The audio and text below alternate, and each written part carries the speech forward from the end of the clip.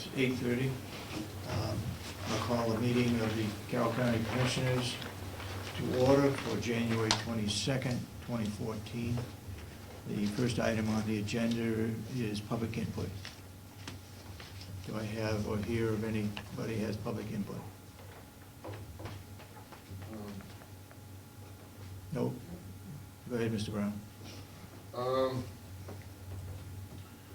Back when the discussion about whether we need either a county administrator or an HR director, I don't know, but it seems it's been the last few meetings, but does the HR department have so little to do that they're not on the agenda and they can sit here for half the workday sitting back at a commissioners meeting? Your point is? Well, maybe we don't need an HR director, maybe we need a county administrator if there's so little to do that So every week we can just, half the workday, we can just sit back and watch a commissioners meeting. You'd rather have a county administrator sitting in here all day? You don't, why do you need someone in here? If they have so little to do Yeah. during their workday that they can just take time out of their workday and spend half that workday sitting here at a commissioners meeting, getting paid by the taxpayers. Because that's our choice, Mr. Brown. We want the HR person to be aware of what's going on. Well, why is it just, sometimes they're not here all the time, but lately it's Mr. Brown, been I'm not every gonna meeting. argue with you. We said last Well, week. who's arguing? I'm asking a fair question. And I just answered it Just because gave it. we Well, that's said, not an acceptable answer, Well, Commissioner Babson. it is to us, so we're gonna move on. You got another point you wanna make? No, I think that's it for now. Okay. Melissa, to give you an opportunity, we're in public comment. Okay, thank you. I have Okay. nothing right now. Okay, seeing no further public input, we'll go into our regular session. And first, we'll try to get through the minutes of last week. Do we have, I haven't read the whole, I've only read the first couple of pages. They seem to be getting longer and longer. But we did cover a lot of area. Are there any corrections that should be made to the minutes of those that have read them? yep. Go ahead, Commissioner Babson. Page 2 at the top, I'm not satisfied with the way we came up with a policy if we're gonna not have the meeting. And I think we need to discuss it some more, and that's not to correct the minutes, that's just I made a note so that I remember to bring it up. We gotta have something better than people calling 4 or 5 different areas to find out whether we meet. On page 3, typo, fourth paragraph down, it's just, should go to the delegation, I assume, not should G to the delegation.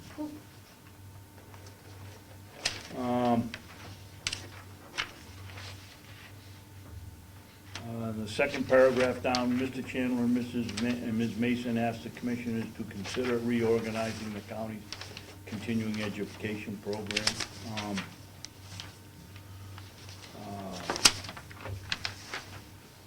I just changed reorganizing because that's not what would happen to reviewing it. Remember the discussion was about who could get the money and who can't. It wasn't to change it.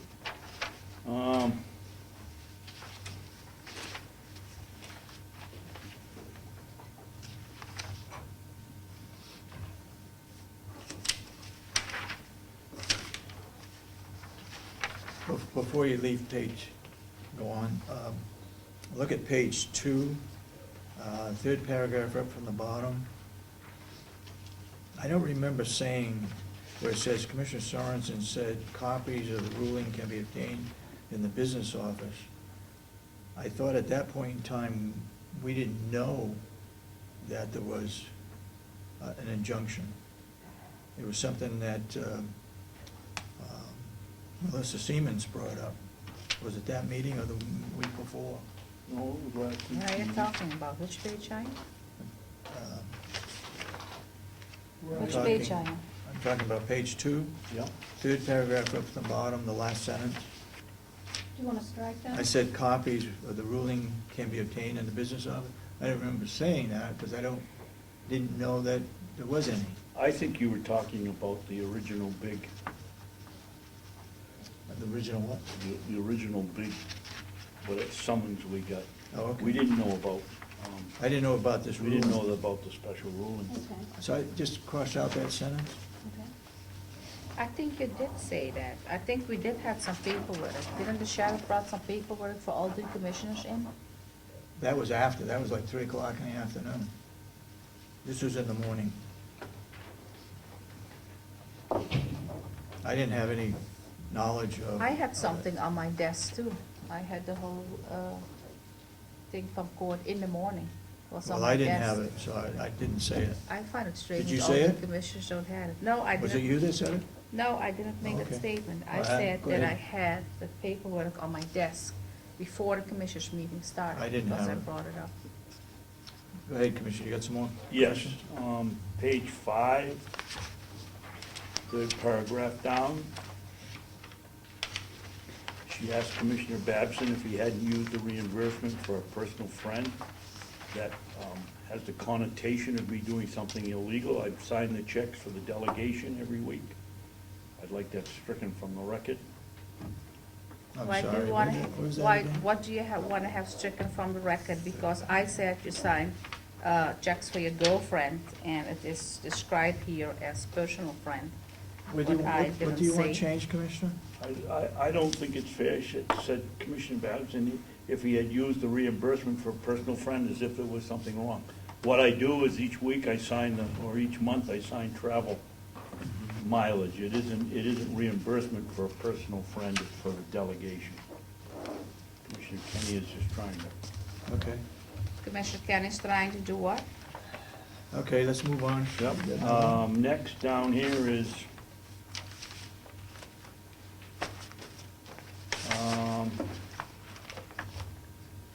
this page, second paragraph from the bottom. He said the county need to, he said that the county need only to go out for bid if it will yield a better price. That's not correct. He said the county Where is that? need only go out, right here.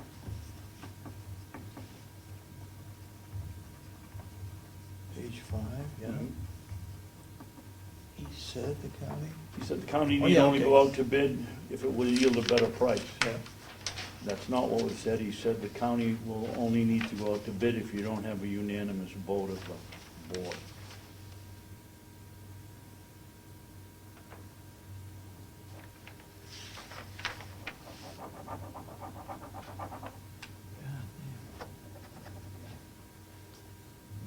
And just I would say an English correction in the last paragraph. In the middle, Mr. Brown, how he had found out about it. If it was in a closed session, it should, I would think it should say, since it was in a closed session. Wait a minute, where are you? Oh, okay, yeah, got it.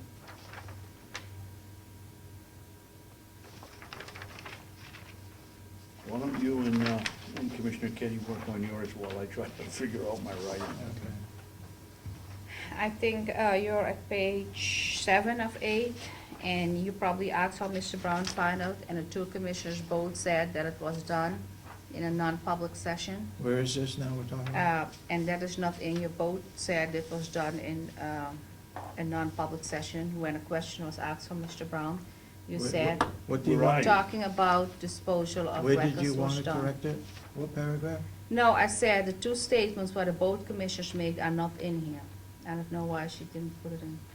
Well, what are you talking about, Commissioner Kenney? If- Where are you and what? Page 7. I got By the page public 7. input, Mr. Brown asked, Yeah. he asked the question, and I think Definitive both of the statement. commissioners answered that destroying of records was done in a non-public session. You both said some more. I was trying to watch the meeting, but I didn't have time. Watch a half hour only to get it straight, because your both statements are not in, so just strike it. I don't know why. I'm sorry, between the mumbling that's going on here, would you please try to clarify it, Commissioner Kenney?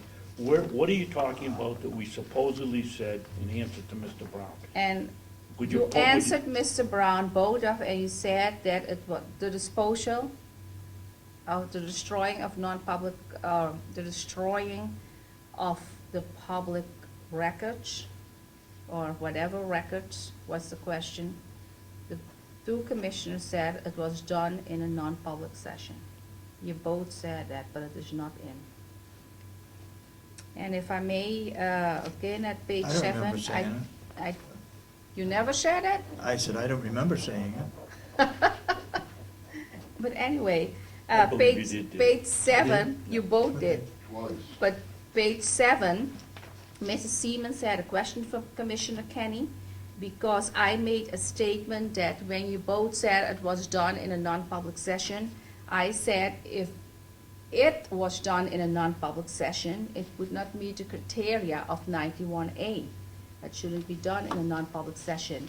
It is not in, but instead she described here that Mrs. Siemens asked if I leaked the person who filed, if I leaked to the person who filed, and then she said Commissioner Kenney had leaked it, and she said she did not. And then Mrs. Siemens asked me if it didn't met at the criteria of 91A, is it then that you maybe told Mr. Comeau? But the way she described it, the way she worded it is whole different. I mean, So Shouldn't I'm be asking, what would described you in like this to way. change here? she need to put my statement in what I said. After the vote, the two commissioners said it was done, the destroying of records was done in a non-public session. And I said even if it was done in a non-public session, it doesn't meet the criteria of the 91A. And then you had Siemens asking them the question. The way Okay. she worded it is totally wrong.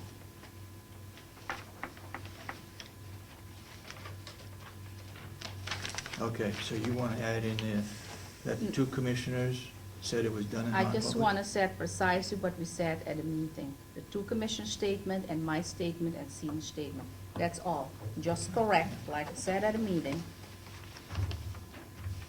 Well, I'm not gonna go back and watch the tape. You need to give me I- what you put on. I just told you what you need to put, and I told you, I Can you go just back watched, and look at the tape? I If just, it's online, I can. yeah. I just was Yeah. half of the tape, I will. Okay, so why don't you do that, so that that gets straightened out?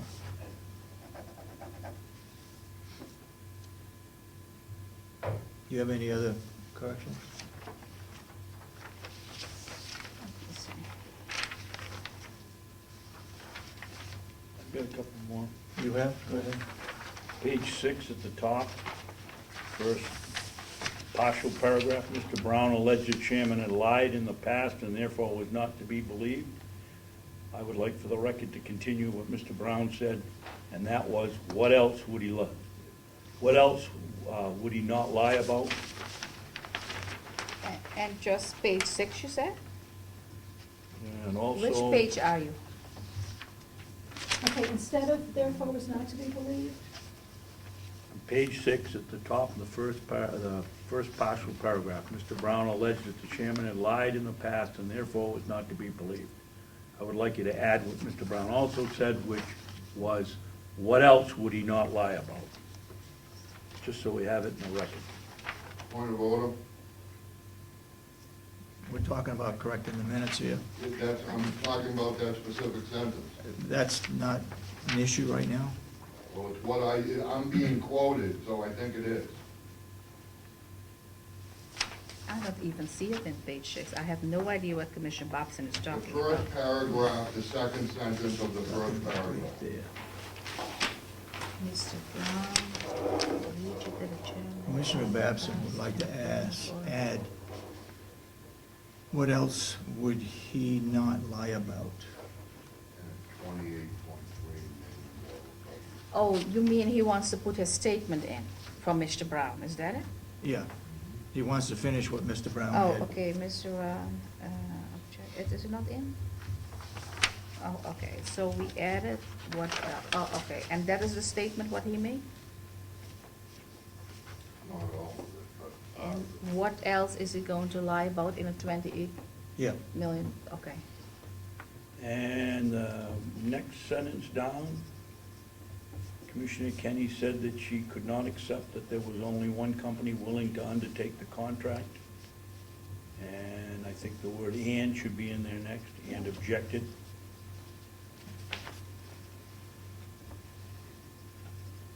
Page 7.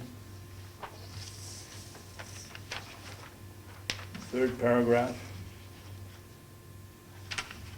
Submitted by Representative Bucco on Commissioner Babson's behalf. I wouldn't want to have the public think that Mr. Bucco, that was his bill, and have him take a lot of hassle about it. He did it for me.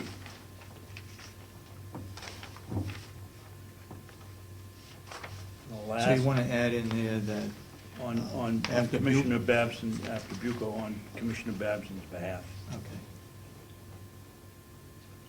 So that if there's anybody mad at us for doing it, they'll be mad at me, not him. Okay, And next to last sentence, he reported that he and Chairman Umberger had a lively debate. I don't have any problem with it, but it really wasn't lively. It was just a discussion about whether this was a good idea or not. To strike lively. If you would, please. And the section back here where I am accused of, what page? I'm trying to find it. Page 5, third paragraph down, she asked Commissioner Kenney if he hadn't used reimbursement for personal friends. I would also like to add, at that time, Commissioner Kenney suggested that perhaps I had been taping the minutes on my iPad, Wait a minute, where are we now? I'm lost myself. okay? Third paragraph down from the Yep. top. On page 5. So which page? Page 5. Well, but the sentence about the personal friend is The- coming out, right? Yeah, it's somewhere right in there, she The accused me, third- she said, how do we know that he hasn't been taping the non-public minutes on his iPad? Is that on video? Yes, Commissioner Babson, if he had. You just want to add a statement, what That's not correct. has been said in a public meeting? You just want to add a statement, That is correct, that's what I'd like to do. Okay, what would you like to add, and Commissioner Babson? where will you want to add something, what I didn't say in a public meeting? Yes, you did say it in a Well, public meeting. what would you like to add? I would just like to say that Commissioner Kenney suggested that perhaps I was tape recording the meetings on my iPad. What meeting were you tape recording, the public meetings or the non-public? I don't know. You And made where did I say that? What's it here? He wants to add it. You just want to add something. So now we're going to add all kinds of stuff in the minutes. We're going back years ago where we started to add things. You cannot just add things in the minutes. Oh, I just want to add the statement, you said that. Oh, let me start to add statements, what you said in the office last week. You want me to add that too, what you said? How you were bullying me and threatening Okay, me? okay. I can add that too. Okay, Go ahead. Want to add statements. I'm not approving these minutes. I would leave- I It would is leave that. illegal. I'm not in favor of it done. I'm not approving. I would leave that. It's illegal again, Leave adding that. all kinds of nonsense in the minutes. I'm done with the minutes. It's getting crazy here, doing all kinds of illegal stuff. On the back page, could I have the times and the votes for the breakup of the public session? Mr. Comeau, maybe you can Wait a add minute, this wait a to your minute, lawsuit, wait a minute. what they are doing. Or add it to Okay. your lawsuit. I wasn't present at the close of the public meeting. Can I have the times and the vote? all right. What's on your question? It's on the back page. I wasn't at the end of the public meeting, so I need the times You and have the those vote. times? They're on yes, they were on the back of the, For last week as well? what? For last week as well? Your question is, what time do you want? I don't know what you're I asking. need to fill in the blanks on the last page, because I wasn't here.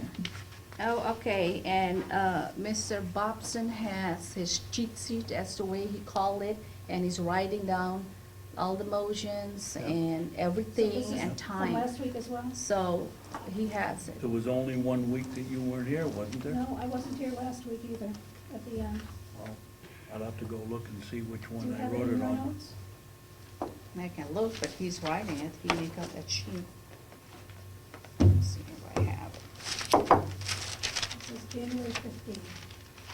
Yeah, you're gonna have to look at whatever he submitted, because he took the minutes at that point in time. After you, it was, when was Winnett in here? Last week or the week before? On the 8th. On the 8th. So that was last week, so on the back of that last week's group sheet. No, it was the week before, not last week. It was last week. Oh, that's right, you're right. 15. The only one I took him down was when, at the end of, when that was, So you didn't do Evaluation. them last week? I don't believe so. Okay, all right. You may have to rely on Christian. That was when the attorney was in. Yeah, right? yeah, In the so, afternoon, and you weren't here. Right. yeah, and you But left. But you still must have adjourned the public meeting. Yes. Well, yeah, but you need to You put know, a after time. the, Oh, yes, I wrote some, yeah, now it's coming back. I Yeah. wrote Okay, the so minutes, that's on I don't know where they are, yes. That's on the end of your non-public little cheat sheets as well? No, it was not on it. Okay. But yes, it was on it. Okay. I did, because we put down, it was client, Okay, so client attorney privilege. It was like 3 o'clock, It was wasn't a it? non-meeting because you met with your attorney, so the end of the public session was whenever Michelle left. That was the end of the public session, because meeting with the attorney was a non-meeting. Oh, they didn't adjourn at the front end of the meeting though. Didn't you manage it like you normally do, where you come back into public and close the meeting?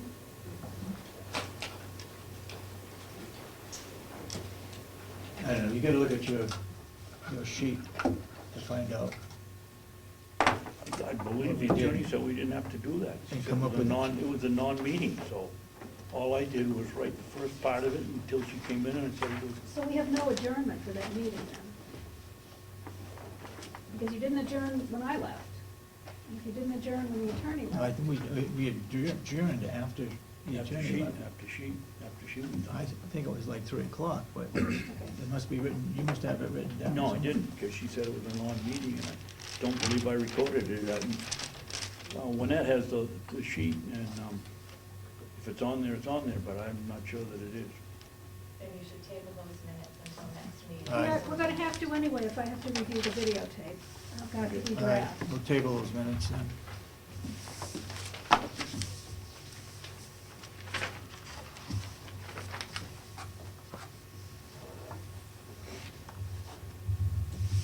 Okay,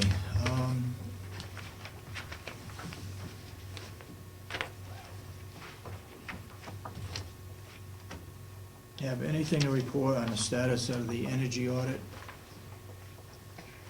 Any contact made?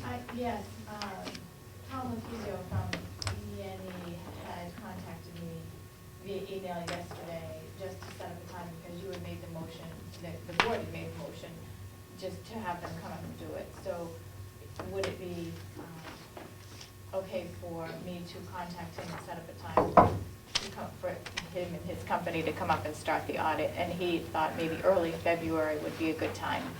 Sure, I had no problem with it. You have any problem with that? You had already approved it. Excuse me, can you repeat what you said? The board had made the motion to let them go forward. I had sent him the motion, and they would like to come up early February to start their audit. Okay.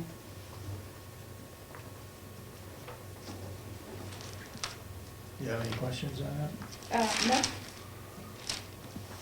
Have any questions on that? No, I told him the other day that I had no problem. Okay. So I'll have them come Yeah. up and start it.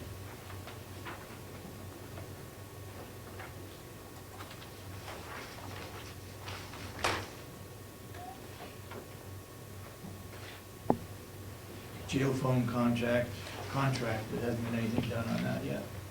No. I suspect that they'll go back out for a rebid.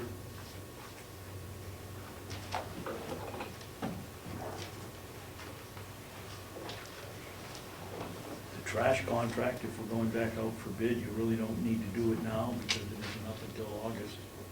Okay.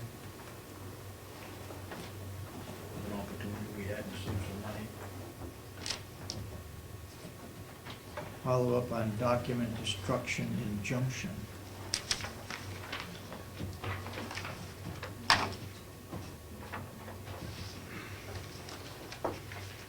I think we had some confusing statements made regarding document destruction injunction.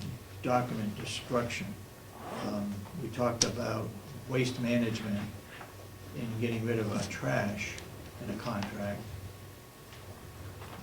And then it was mentioned last week that, I believe it was Mr. Brown and Melissa Siemens that brought up the idea that we had talked about documents being destroyed. And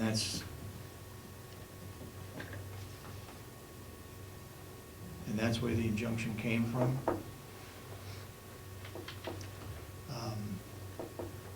Status of investigation into Captain Fowler's complaint. Yes, that has been completed, and we have no further comment on it.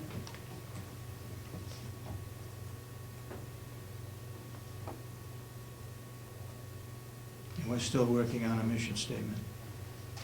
Does that cover all those items? No. Okay. We have, The person, Jim, Jim Randazzo from PIF Technologies, Dockstock. okay, come on up, please.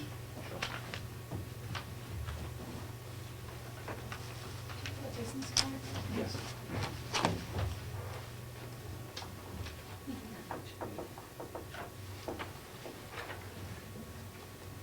Good morning. Good morning. I guess it was us that asked you to come back to give us a little more explanation and perhaps a review of what your company would offer to store our records. Sure. Yeah, I wasn't sure of the agenda today, so I was prepared to give you a demonstration as well. Okay. I know you folks have seen a demonstration in the past. A brief synopsis on who we are. I think you looked at it maybe a year ago, but we're out of Hooksett, New Hampshire.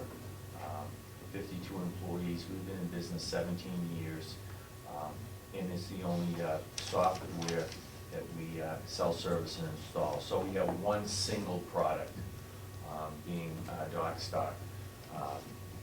We've catered to the municipalities, the counties, the schools, have utilized Dockstock to manage their paper documents, their electronic documents, to have a central repository. Primarily, areas would be AP, AR, your HR areas. For instance, we are in Hillsborough County, Rockingham County, Coos County, Belknap County. So we're very familiar with municipalities. Just recently, Mascoma. At county government? County Those- government, sure, yes, yeah. I had heard that Belknap County decided not to go with Dockstar. They've been with us for a while, Okay. yeah. To my knowledge, yeah, I mean, they've been with us. Okay. So, matter of fact, Excuse me, I think that, if I've got the right company, I think they were gonna use Dockstock for the nursing home, but not for the other part of their. Yeah, specifically where they're using it, I'm not familiar exactly because I wasn't responsible for that account, but oftentimes what you see is you'll engage, once you have the product, you can bring it into other departments in other areas. So they may start in one area, deeds, and move it, and start using it in human resources, et cetera. It's Dockstar, just recently, like I say, Mascoma, SAU 62, from a town standpoint, and it's obviously in Massachusetts, but the town of Newbury, Massachusetts, just recently for myself, they just engaged in Dockstar. So it's a central repository for your information. All the information is time and date stamped. It has all the security requirements needed from your organization, your IT group. The documents, like I say, are time and date stamped, they're secure, they're compliant, cannot be changed or altered, very, very easy to access in 3 seconds based on the naming convention that you use. It's a turnkey solution with our company, meaning that, you know, from the installation to the training to the support, it's all included, all inclusive. We come in shoulder to shoulder, hand to hand with your town employees and sit down and understand what you're trying to accomplish with your paper documents and trying to get those into a central repository that are safe and compliant. So it's a turnkey solution. You did see that about a year ago, correct? There was a demonstration here, I'm not sure if No. if you folks were a part of I that. think it was No. last year. Yeah, okay. Yeah, I think Kathy Garrity? Kathy Gary? Yeah, I think she was involved with the demonstration. I didn't see it. Did you? Yeah, I think, Yeah, it was a I think there was, demonstration, I believe. yeah. Did you see it? That, I guess that's why we're Yeah. asking you to come back, because we didn't remember what went on. Right, But- right. So we can always demonstrate the product to a particular audience. Are you familiar at all with Carroll County as to what we have presently? As to what you have with regards to? The nursing home has their documents, Right, and the sheriff's department has theirs. the sheriff's department, yeah. Well, That's the only two. the jail doesn't, administration doesn't. Registry of Deeds, I think, they don't either. I don't know what they have, but they pretty much have all paper. Okay. What's up? So it's mainly the jail, administration. What about county attorneys? There's no. Question about county attorneys and question on registry of deeds. So it wouldn't be a complex-wide documentation. And generally speaking, it's not for most folks. It's a crawl, walk, run environment. You have the software, you have the capabilities. Yeah. You start in, one area, the nursing home, with maybe in their accounts payable, receivable. Where's the paper? Where are you retrieving and filing paper all day long? I mean, there's a lot of, labor that goes into retrieving documents, filing Yep. documents. Yep. You're trying to move in the direction of green sustainability, and start filing things electronically, retrieving them electronically. If you need to print it, you print it. But you're trying to store these documents in a safe, compliant environment. So, the registry of deeds, nursing home, we have plenty of facilities that are either, related to government or separate from government that are in the nursing home environment. It really and truly doesn't make a difference on what the industry is. It's really about this, and, it's whether you're manufacturing, distribution, government, schools, you're trying to control your paper. You're trying to make it available and accessible in a very quick manner, avoid missing documents, misfiled documents, potentially stolen documents. But it's a crawl, walk, run environment. I mean, you're not gonna hit the switch and it happens, but in a year, 2 years, 3 years, you folks, Carroll County, particular departments are gonna be, much more efficient. You're looking to hire labor or individuals because everybody's straight out. When you take a step back and you look at why everybody is straight out, it's because, there's a lot of labor and time being spent on retrieving documents and filing documents. Yeah. You'd be real surprised. I mean, I have a return on investment calculator, but if you just took an employee, 5 employees in a department or said that they spent an hour a day, retrieving documents. You're well over $1,000 a month on labor for Mhm. these folks, filing and retrieving documents. Whereas you could push a button and get it. Exactly, bring it up, you can move it around electronically. I could take you can have a document in the system that I might want to move to your inbox for you to approve from an APAR standpoint. For instance, maybe the county has, invoices that you scan them in once, and that's it. Those invoices may need to go to one individual or multiple individuals for approvals. They would stamp them That's where electronically. it would help. You have that now? No, Oh, I you- said that's where it would help. Yeah, you would stamp it, well, that's where we've helped a lot of organizations. So you'd stamp them electronically, and then they actually end up in the accounts payable department to be paid. The AP clerk, et cetera, sees that document, it's been approved by Dave and Dave, because it required your two signatures, Mhm. and they pay that in their accounting system and file it away Right. electronically. Right. That document can be retrieved in 3 to 5 seconds if somebody wants to look at it, opposed to maybe going to the file cabinet Yeah. and finding it. Yeah, yeah. And so that's the direction that you're going in. You had a question? I got a couple of questions. Sure. You said it was Jim? Yes, Jim Okay. Jim Randazzo. I have a business. You don't expect me to Oh, thank spell you. that paper, do Yeah, you? RANDA. D8? Do you DAZZO. have another one? Thank you, sir. Jim, what do the people that employ or use this service, what do they do with records that they've had to keep? Important records. Do they destroy them, or do they segregate certain documents and keep them so you have the originals, or what Right. happens to them? Yeah, good question.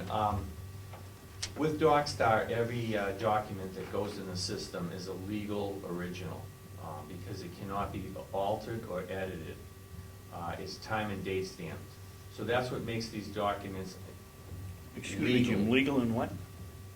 they're legal binding documents, Legal because you binding. cannot change them.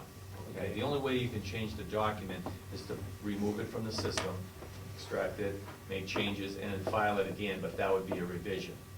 With regards to saving the documents are backed up electronically. Those electronic documents are backed up twice, 2 different locations with our system, backed up in Andover, Massachusetts, and Bethlehem, Pennsylvania. So those documents can be destroyed once you receive notification every morning that the backup's complete, no different than what you probably do today with some of the information that goes, is backed up in the event of a loss.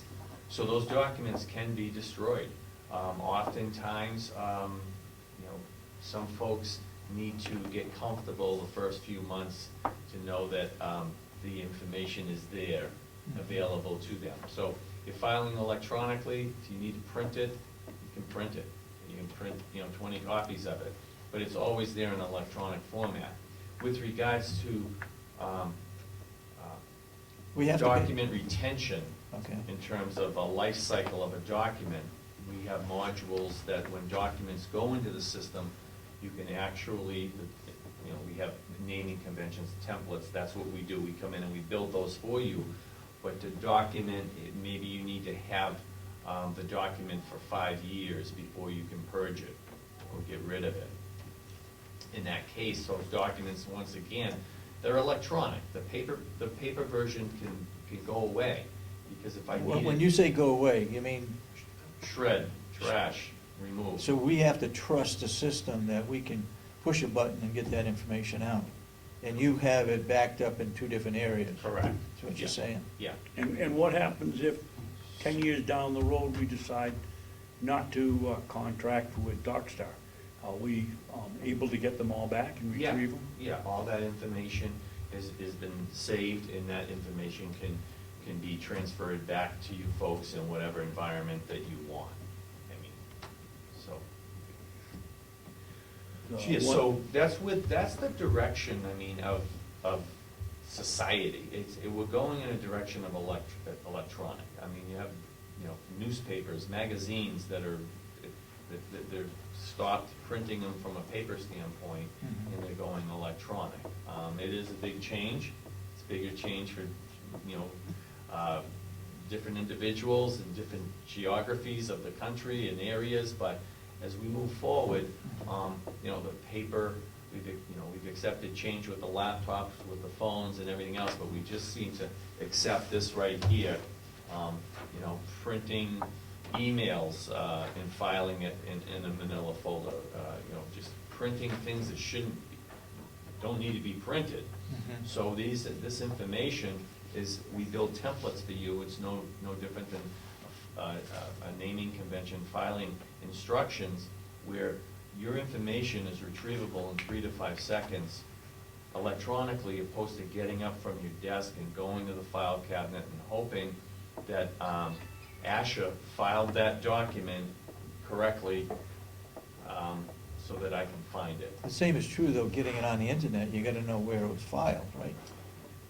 True, and that's where, when we build templates for you to make it simple, Dave, for instance, if this was your human resource file here, I would build, based on how you want to file it, I would build a template with filing instructions where I would, maybe I'm filing by the last name Sorensen and the last 4 of social, 1, 2, 3, 4, and maybe there may be another criteria, but this would be your employment file, and this would go into the scanner, be filed away. Now, when I want to look up your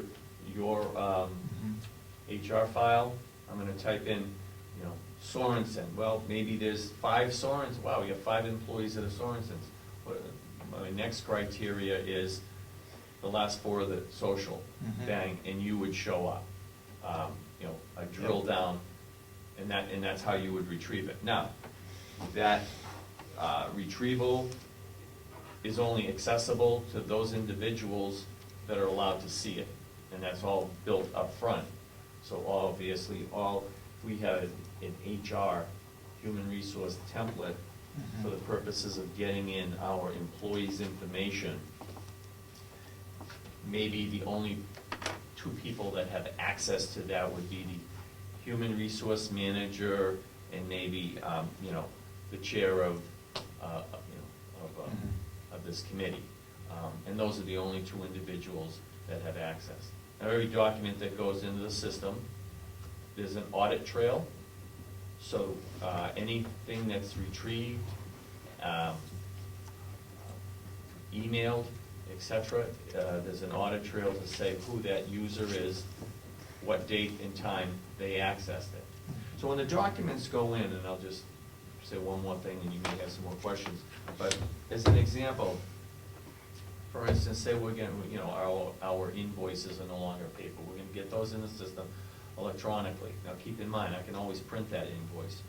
But I may get a call from a contractor asking, about not being paid on that invoice. Well, I can bring the invoice up or being paid short. I can bring that invoice up electronically, view that invoice. I can put annotations on that invoice.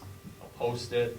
I can highlight it. I can redact information. Maybe his or hers or the company's social security number or credit card number is on that document.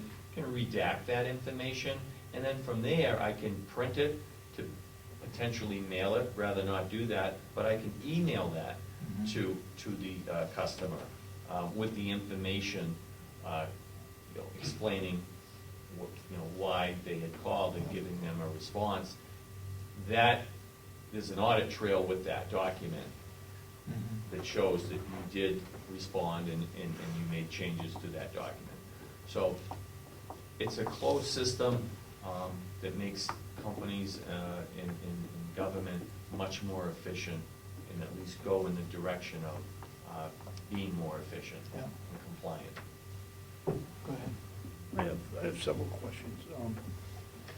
Jim, let's hypothetically say I make widgets and I sell a few to Carroll County, and now I have to invoice them. Do I do I still send out the paper invoice to the county and then we scan it and then put it in the file? Or can that invoice be sent directly to whatever you call our account System. with you people, so that maybe twice a week, the accounts payable office can pull down and see which invoices have to be paid?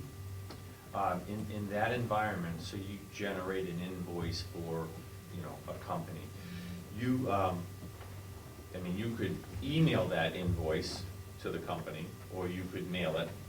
That's part of what. Well, I'm making the widgets and I've sold it to Carroll County. Oh, you're. I wanna see if I can eliminate some paperwork for both the county and for myself. Oh, you've made widgets and you've invoiced the county? Yes. Okay, so when you invoice the county, if you've invoiced them in a paper environment, then when Carroll County gets these invoices, and they're gonna drop them in the scanner and get them in the system electronically. There's no way to go in from me to go into their system and have that emailed invoice go right into their system? You would go So it's into called this- up once a week and we see which ones we owe? You wouldn't go into their system, but they could, the example I gave you, they had mailed it to you. If they had emailed it to you, you could take emails and bring those into DocStar with the attachment, the invoice. So if it came as an attachment, you could pick it up in. You could bring it into DocStar. Okay. You could bring that invoice into DocStar so that you could retrieve it in the future. Generally, what we see is, say, here in Ossipee, there's probably a lot of folks that are not working with the internet potentially as much as you may find in a metropolitan city area where, everybody wants it electronically. You may have more people, in this environment that want it in a paper format, which is fine too, but you have that option, paper, electronic. But when you receive it paper, rather than managing it from a paper standpoint and moving it around, maybe with approvals, etc., and then filing it manually, you're gonna get it in the system electronically, and then I'm gonna move it to Asha for an approval, and then to Dave, and then I'm going to pay it within my accounting system, and I'm gonna file it. Now, if I wanna find that invoice, I don't need to go to the file cabinet to retrieve it in the future. I'm going to be in DocStar, and I'm gonna bring up the invoice number, and there it is, available to me. Now, I'm sorry? along those same lines, so when the bills come in to us and they go to the different departments, they come to us and the receiving record is attached, maybe a second copy of the invoice. Do you have the capabilities of tying, I realize you have to scan them all, but do you have the capability of tying them all together so that if we want to go back in 3 weeks and find out whether the invoice has been paid and what was on the invoice and the backup paperwork, we can pull it up with one push of the button, or we have to go through 6 different keywords to get the material for that one invoice up to look at? Yeah. I'll give you another compliment, another good question. So that's not uncommon where you would have 4 documents that are related to one another. You have a PO, you have a sales order, you have a Right. packing slip, etc. So you make the decision, we come in, again, this is what we've done. We've got over 2,500 customers in the New England area. It's the only product we sell, service, and install. So we bring best practices to you folks. So in that environment, Dave, you make decisions on whether or not you want to file those documents individually as they come in, your invoices, your packing slips, or do you want to wait until the package is complete, and rather than, filing it away as 4 documents in the file cabinet, you bring it in as one document with 4 pages, so that when I retrieve it, I can retrieve it, it's gonna be one document, and again, let's say we filed it we're filing it, our filing convention is by invoice. So if invoice 1, 2, 3, I bring that up, I'll be able to see all 4 documents together. Or the other side of it is, I may have filed them individually. It's not one document of 4 pages, they're individual. However, again, when we build the templates for you, I can relate those 4 documents to one another, not by magic, but because they have a similar convention, a similar field on them, and that may be the invoice number. So you get So 1, when I 2, bring 3, up, A, B, or C, and then they'll all come together? well, when I bring up A, when I bring up the invoice, I can actually look at the related documents to that. I can see the PO, I can see the, bill of lading, and I can, whatever documents that I have tied to that one document, opposed to having it be, one package or one document. So you have all that capability, and that's something that, again, the strength of our company is that we're in Hooksett, New Hampshire, but we would come in and we sit down with those individuals that are managing these documents and retrieving them, and understand, how, are you generally looking for it once it's completed, or are you generally, do you need it, the PO or the invoice at different times? So we establish how you file them and how you would like to get them filed electronically. Generally speaking, it's the same way you're doing it manually, but it's just electronic. We're not changing your process, we're improving it, is what we're doing. All right, let's see if I can understand this. Let's say over at the nursing home, they've purchased something and they get the invoice. I think what happens right now is they mark that, yes, we've got the product. They ship the invoice over to our accounts receivable. They then get approval from the commissioners, or they sign the check that the account receivable makes out.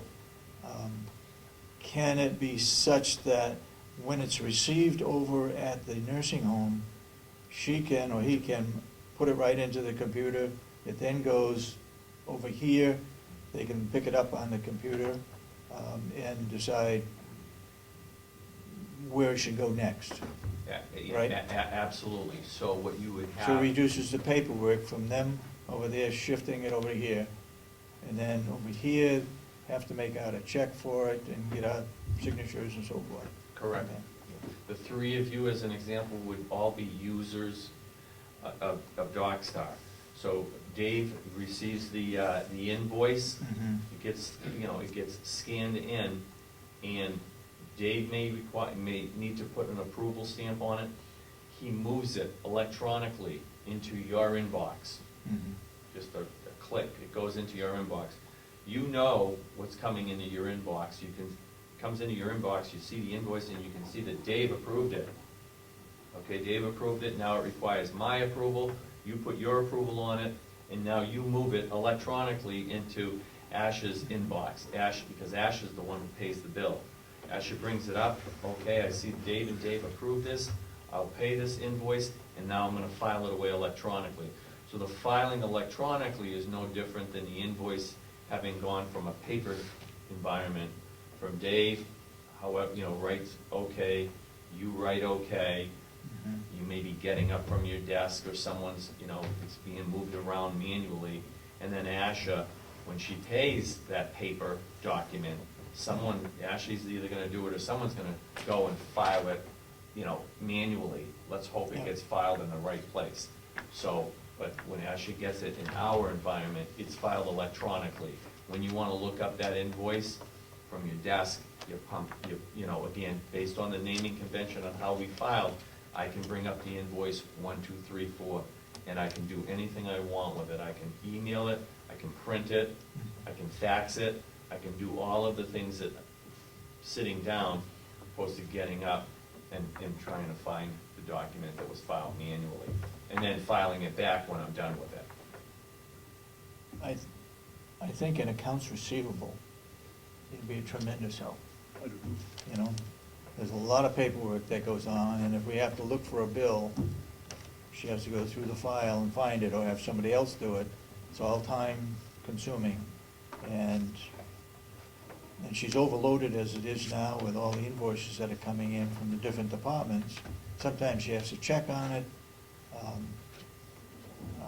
or make the correction, or she may look at the invoice and say that this isn't right, so she has to call back.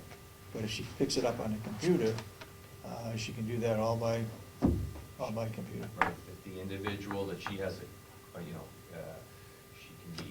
emailing that, or she can be moving it electronically into their DocStar inbox for, you know, to be reviewed.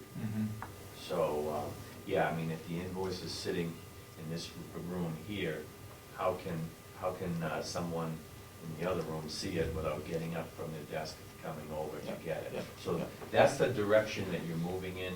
You know, again, I advocate crawl, walk, run. You're not gonna hit a switch and, oh, wow, you know. But you're going in that direction, you see it, you know it, and that's why I advocate you start in one area. Your AP, your AR, your HR.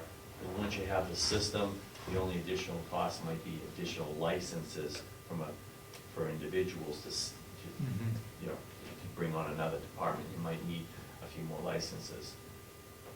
I'd like to follow up with that question, Dave, because that was one of my questions. The question was, how do we go from, as you said, a crawl to a walk? If you were to come in here,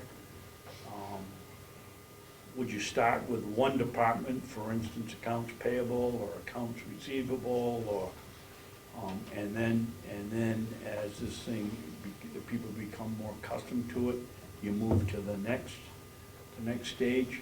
And if so, does each one of those require new hardware, new licenses, new software, or? Yeah, what's Is it it required? just, Yeah, it's in the crawl, walk, run, is, we advocate that. However, you know, all companies are different. Some are a lot, you know, closer to electronic environments, et cetera, opposed to others. So what you could start in your AP, AR group, you could be an AP, AR, as well as HR. You know, it's your call on, you know, how you want to roll it out. So, yeah, we maybe we'd start in accounts payables, accounts receivable. Once you have your assuming you're in one facility, one building here, once you have your, you know, you can acquire the hardware from us, the server from us, you can use your own server. And then you have your licenses, your number of users. So users are, I'm not sure if you're familiar with licenses, but the concurrent license. excuse me, Jim, would you define a user? Would that be the nursing home, or would that be one or two individuals in the nursing home? Individuals. So that would be individuals, Dave. So, and your individuals would be your users. So, the licenses are concurrent, meaning that if you had 10 licenses, but there were 30 people in the building, all 30 people could access DocStar, but only 10 at a time. So that's where the license piece comes in, where, you know, you need. So the person isn't shut out, it's just the number of licenses indicate how many people can be on the Access. system at one time. At any one time. Okay. And that's where we work with you on. Usually, the ratio is 1 to 4.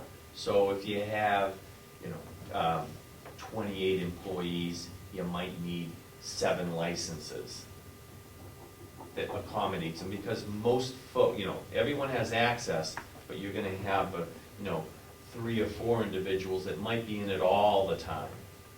And you have others that are just accessing it if they need it for whatever reasons they may need, you know, again, depending on the departments that you deploy it in, it would depend on how often they use it. So, does that answer your question? So if you would have... Well, leads to another one. Yes, okay, so if you were to move it to, if you started in APAR and then HR started to use it, you might need a couple of more licenses to accommodate that, you know, those 4 people there. Is there a time lag between, let's say you have 10 users, and the 11th wants to use it, and number 10 says, okay, I'm all done? Is there a time lag for that 11th person to get on, or like booting up a computer, or is No. it instantaneous? Instantaneous.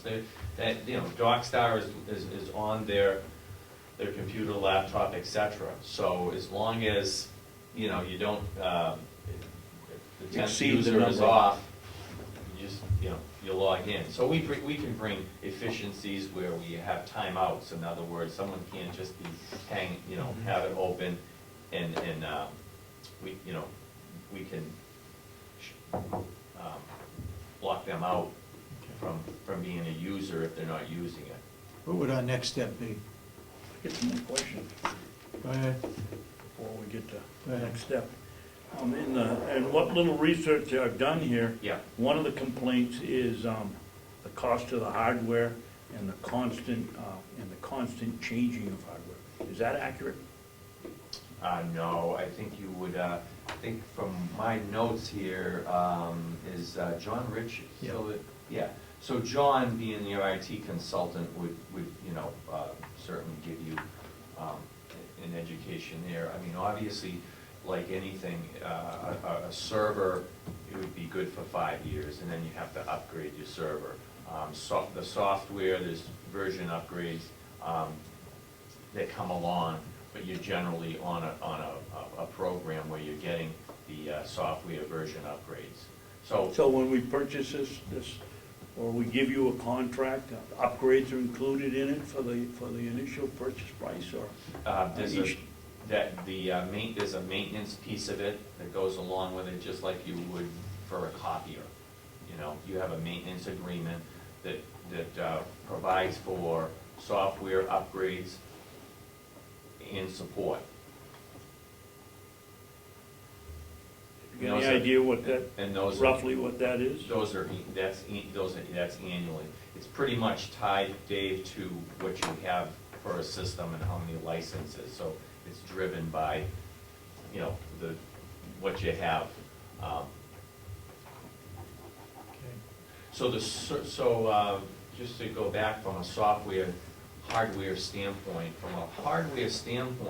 you need a server and scanners. Typically speaking, the customers, they use their copiers because their copiers are network scanners. The server, you may have a server, you probably do. If you don't, we can provide a server as well. On the software side, that's real simple. The software gets loaded on your server, which we take care of. This is what we do. Load it on the server, and then we would load the software on the individual laptops, computers. Those would be the licensed people to use it there. Where it gets Well, we loaded. would load it on, say for instance, if you had 30 people in the room, we would load it on all 30. Oh, and but then- only and 10 then- can work it at the time. If that's what you acquired with 10 licenses. Excuse me a Go minute. ahead. Cheryl, Yes. that phone call's coming in? Yeah, do you want me to have? He's on it now? He is. I'm wondering if we can get on the phone here. You can, I didn't know if you were ready, so I can have him, Well, let me see if we can call him back. call back or get a number for you to call him. No. Want to have him call back? Yes. Why don't we call him? Get his number, you can call him. Get his when you're number and see if we can call him back at 10 o'clock. ready. Okay. Okay. do that. No, I'm sorry. We had on our schedule a phone call from, We didn't realize you were gonna be so much fun.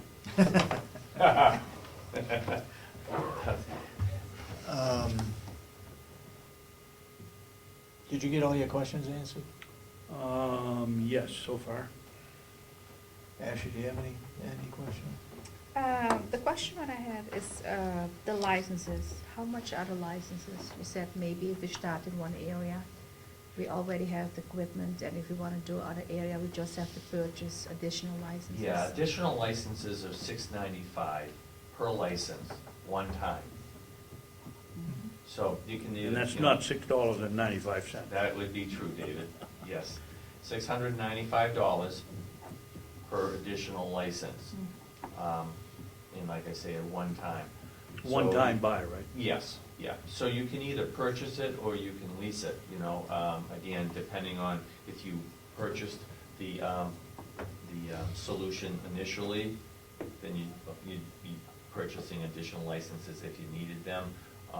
Or if you were leasing, you could just, add it to a lease, either or. Does the price remain the same if you're leasing the equipment versus owning it?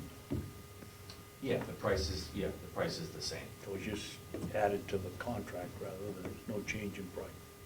Well, to your point, if, for instance, a license, if you started in month one, a 60-month lease, a five-year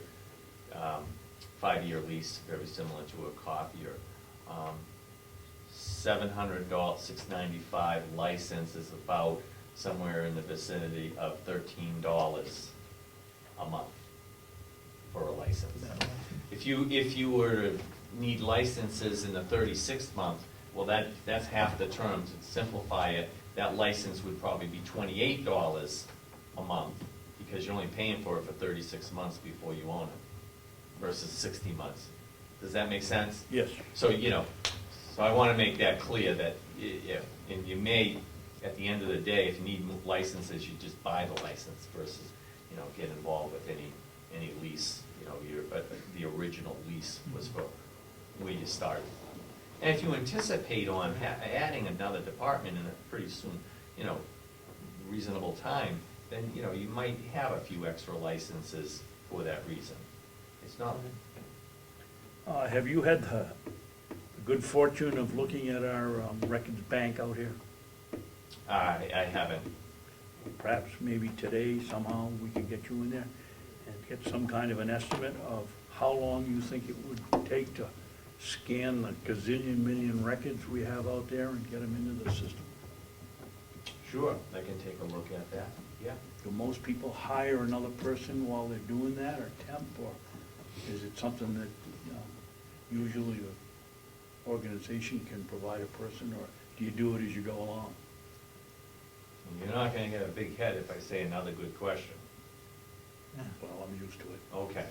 So, in that environment, so you got two environments here. One is day-to-day activity, your invoices, et cetera, and then you have what we call backfiling. So you have a lot of paper and a lot of, that you're saying, you know what, we would like to get this in an electronic format, not uncommon. Again, the choice is yours. You can, we've seen it all. You have somebody, you bring somebody in from the outside. From a labor standpoint, you might, they might be temps, because we built the templates, we built what you need to get the documents in based on seeing what you have. So we know, we've taken care of that naming convention for you. So we can't take these documents and scan them in? Oh, you can. We have to go by your format, which means more work of No, putting those documents in the format that you... Well, you have to share with us how you want those to be filed. Okay. So we build that template for you. You can build templates in the future, but it's just filing instructions, David. In other Okay. words, you have documents over there, well, how are they being filed? Well, we file it by the, the resident's name, maybe their address, So we build that template so that when these documents get filed in, scanned in to the system, they're going in the same way you file them today, and that's how you'll retrieve them. So you can have your internal folks do it. You can bring folks in the summer to do it. You can. It's your call on how whether you want to use internal or external folks. Well, my point is, we have environments where there's 8-year-olds to 80-year-olds doing these functions, because the templates are there. It's just a matter of getting the documents in the scanner and getting them filed away. That's another interesting question. We have just cabinets and cabinets and cabinets of records. We send somebody in there and we're gonna put them in the system. How do you educate these people that we want this document to go into that place? Well, you'll have templates built that dictate how it gets filed. So Well, that's after you built the template, Yeah. but what happens if the person pulls it out and I don't know, it's a letter to somebody, and they have to make the decision, do they not, that this letter is either directed to a government agency or a nonprofit or a keyword somewhere in the letter? Who makes that determination that document's gonna go into the right folder? Right. I have to see what you have there, but I'm assuming that this, you may have stuff like this. You're not going to more than likely file them individually. you're going to set up a convention where this is going to be, what, David Sorensen, I can't see that far, David Sorensen, and then all those documents are in David Sorensen. The template was set up again, real simple. This was Sorensen, last four is social, and all these documents went in under Sorensen, last four social. So now, you can get letters from Hale's location, purchase orders, everything is gonna go in there, but don't you have to break that down from No. Sorensen to 1, 2, 3 to purchase orders to correspondence? if to- that's how you have it broken down now, sure. But my gut is, when you go into these file cabinets now, you're finding something like this, and you're going through it to find that PO or whatever. So it wouldn't be any different electronically. You're gonna still go to Sorensen, but it's gonna be a lot quicker to go, I don't have to thumb through and field every one of them to try to find that PO. I'm gonna open up Sorensen, and I'm gonna see, oh, there's 20 documents, and I'm just gonna scroll right through, and, oh, there it is. That's the document I want. What do I wanna do with it? I wanna print it. I wanna fax it. I wanna send it over to Asha because she asked for it. Now, when you Does that in- build this template, Yeah. if it's Babson 1, 2, 3, and we're paying a bill, and we've got 4 Napper accounts, do we have to identify when it goes in that it's Babson 1, 2, 3, Napper, Ossipee? That's where we come in and we help you with that. We did, when our professional service team comes in, you may have a Napa 1, 2, 3. You may have only a Napa and then a second index, Napa with, however, again, what we do is we file electronically the same way you're filing manually, unless we can give you some ideas or suggestions and say, you know what, I see what you're doing here, but did you ever think of this? Okay? And give you some ideas.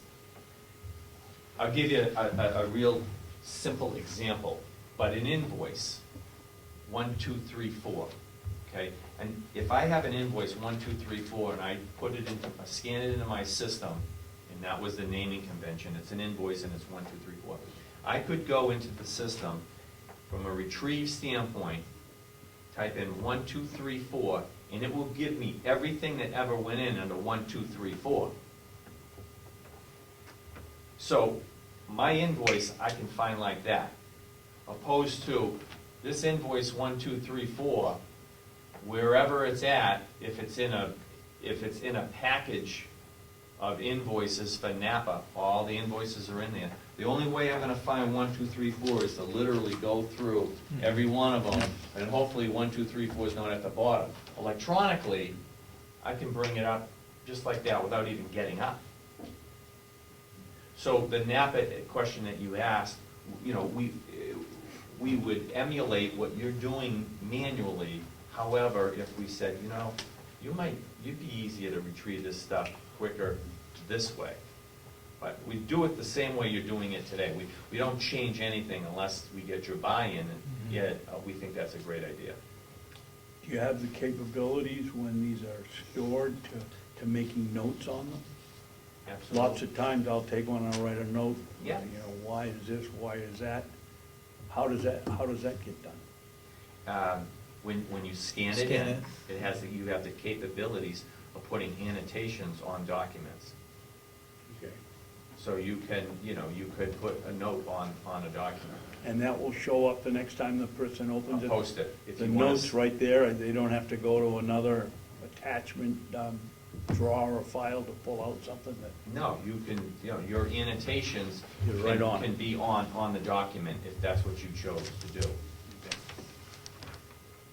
I see 2 departments right offhand. One is the county attorney, and the other one is our accounts receivable, where this system would help.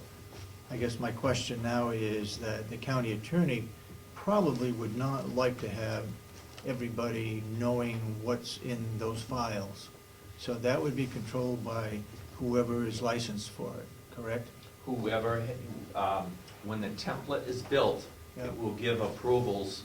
that template will dictate who has the rights to see that document. And this is where John Rich is probably, you know, he's very Yeah. familiar Yeah. with this. So it's no different than today with an IT environment. Yeah. Who has the rights to see what? So those Okay. documents, so in the county attorney's office, that may be the only department that can see anything that gets scanned in over there. Right. Or it may only be 3 individuals in that department that can see that information. Mhm. And now that information, because there's probably a lot of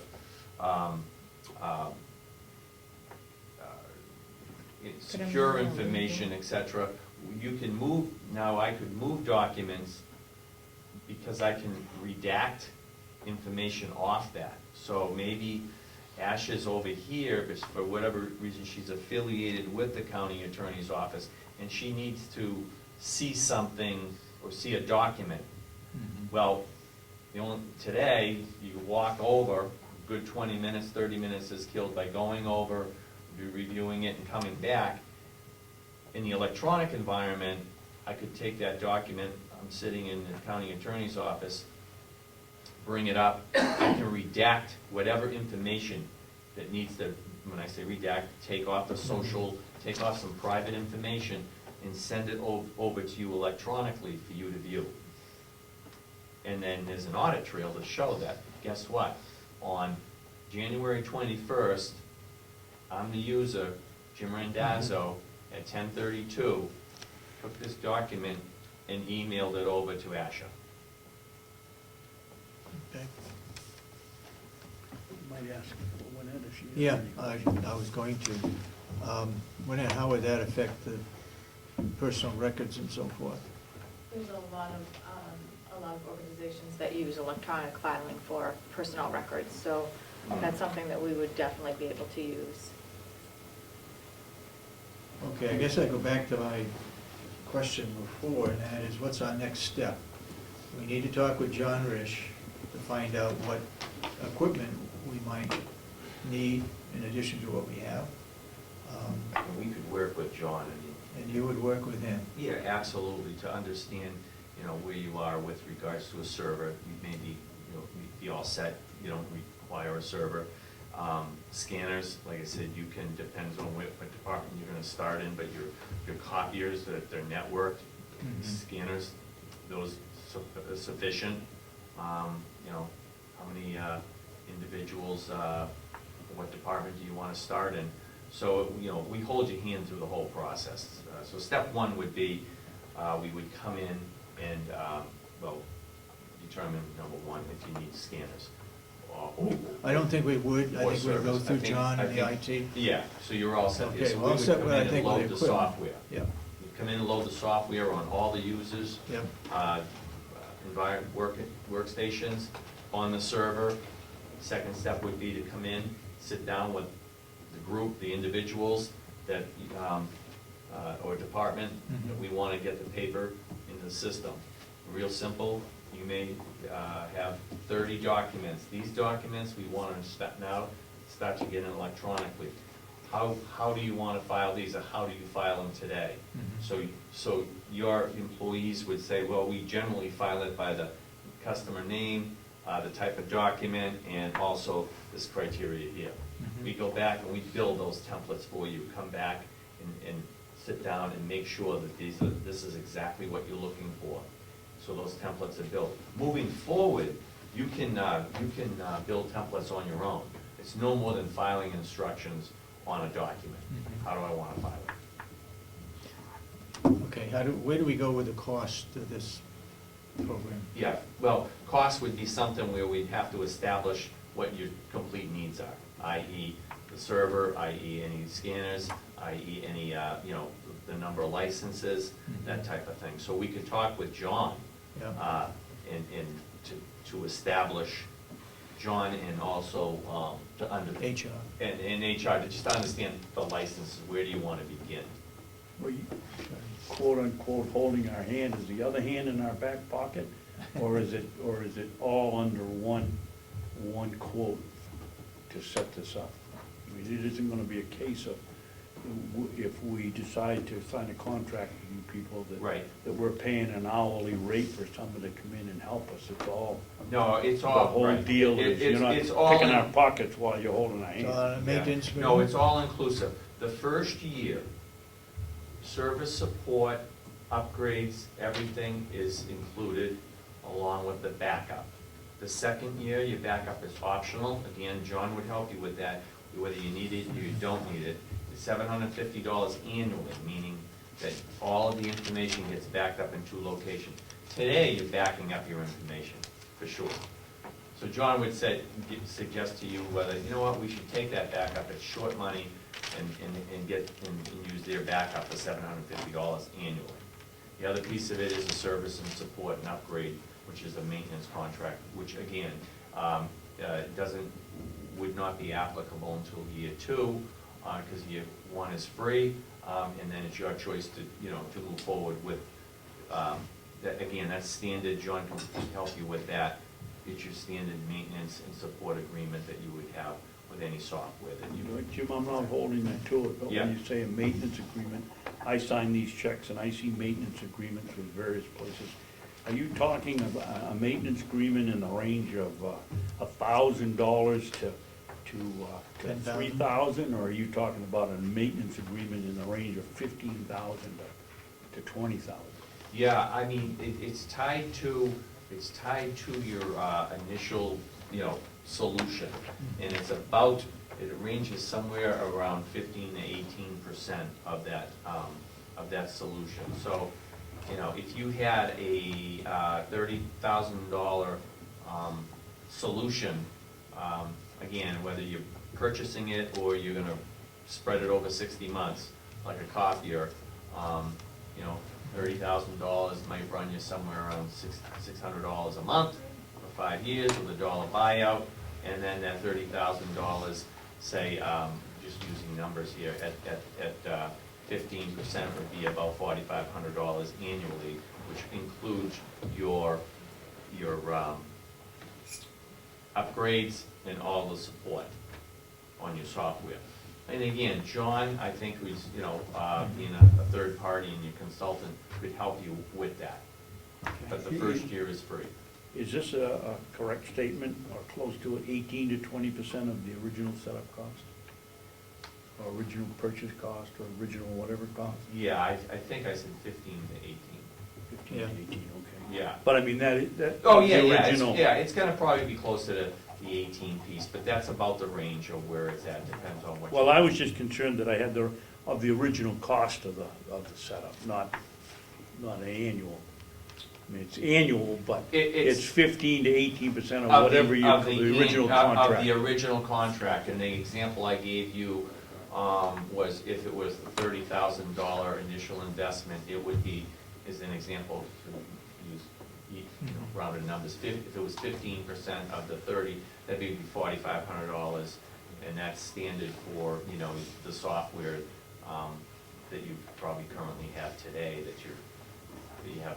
We're coming to the end of the time, and I'd like to take the prerogative to, if anybody in the audience out there has any questions in regard to what's been discussed here recently, please let us hear from you, if there's any questions. Mr. Brown?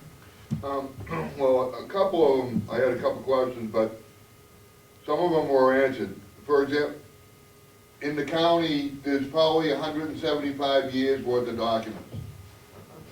How far back are you going to go? And that is gonna cost to have someone sit there at a scanner to do 175 years worth of documents. And the other question I had was, granted, this is the way a lot of, things are going electronically, but what would happen to the historic record of the county if DocStar just went away tomorrow? What happens with the historical record of the county?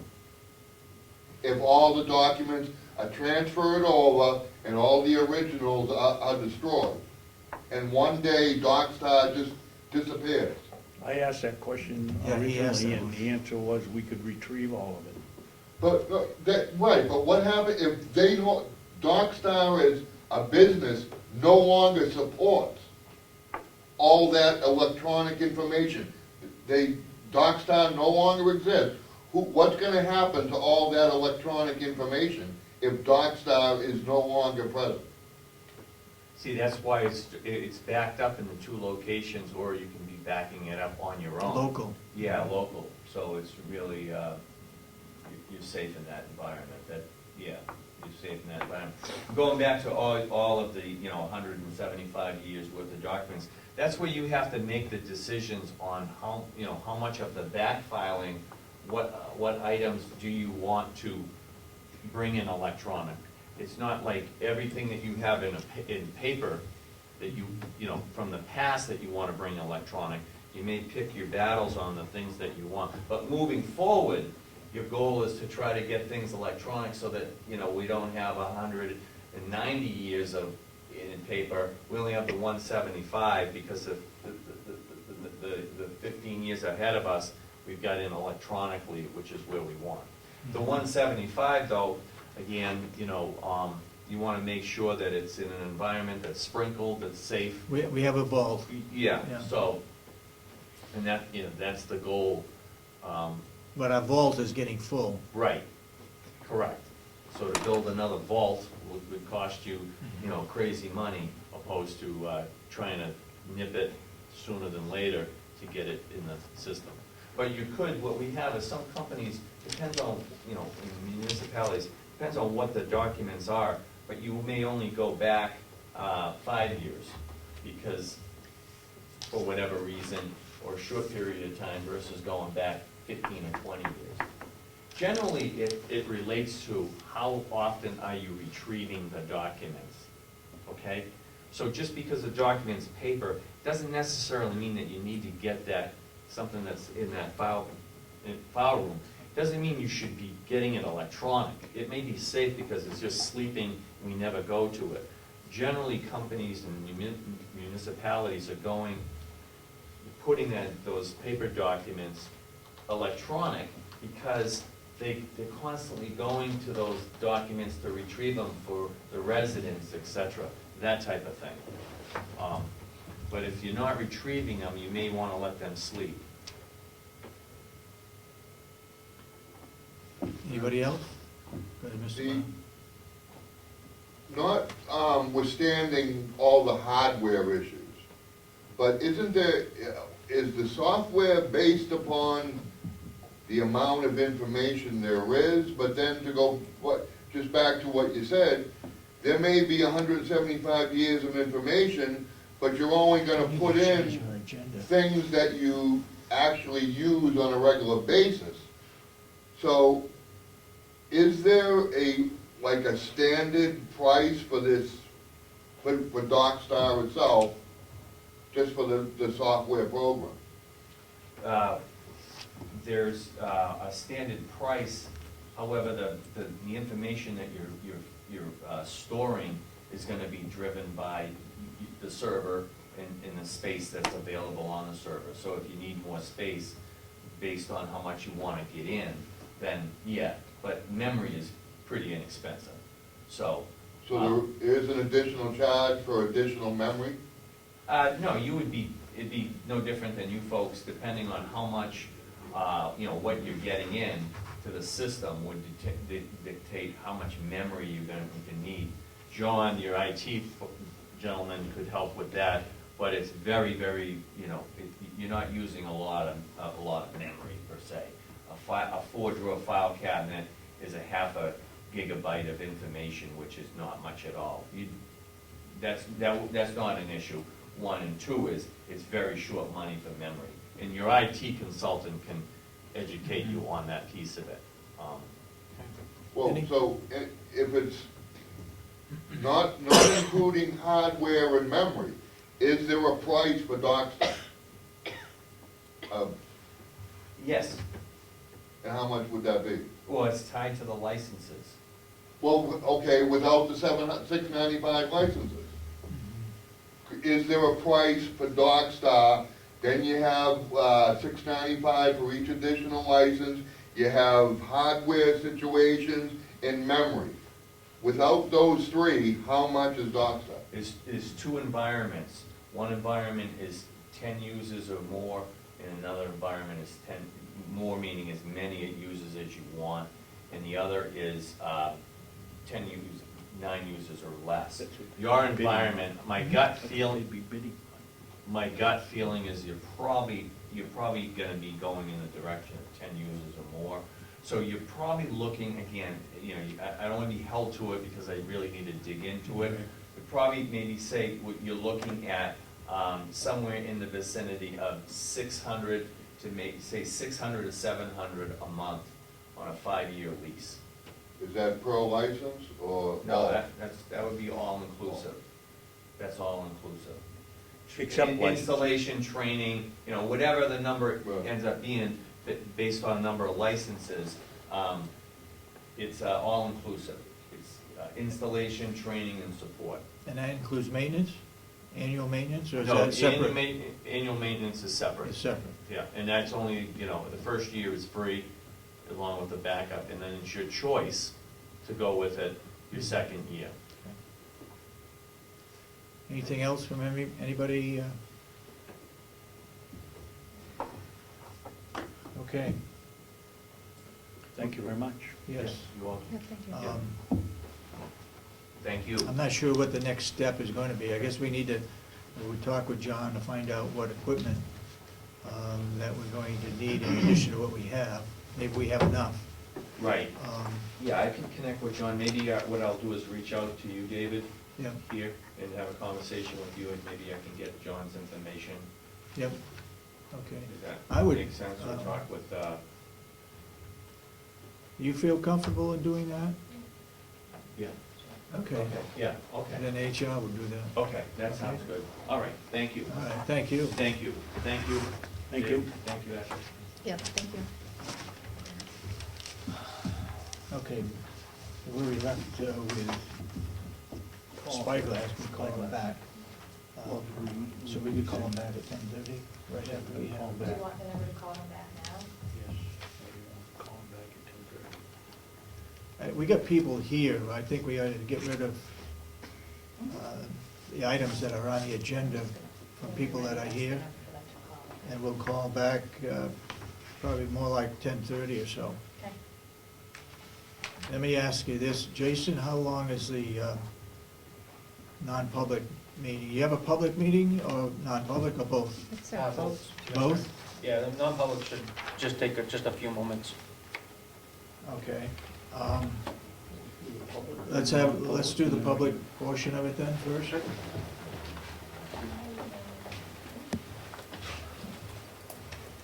Good morning. Good morning.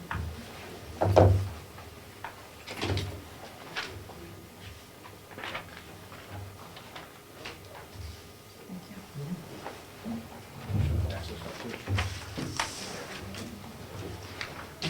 So this morning, we have 53 in-house, 3 out on the monitor, 7 transfers, 0 weekenders, 0 out on pretrial release, total population of 63.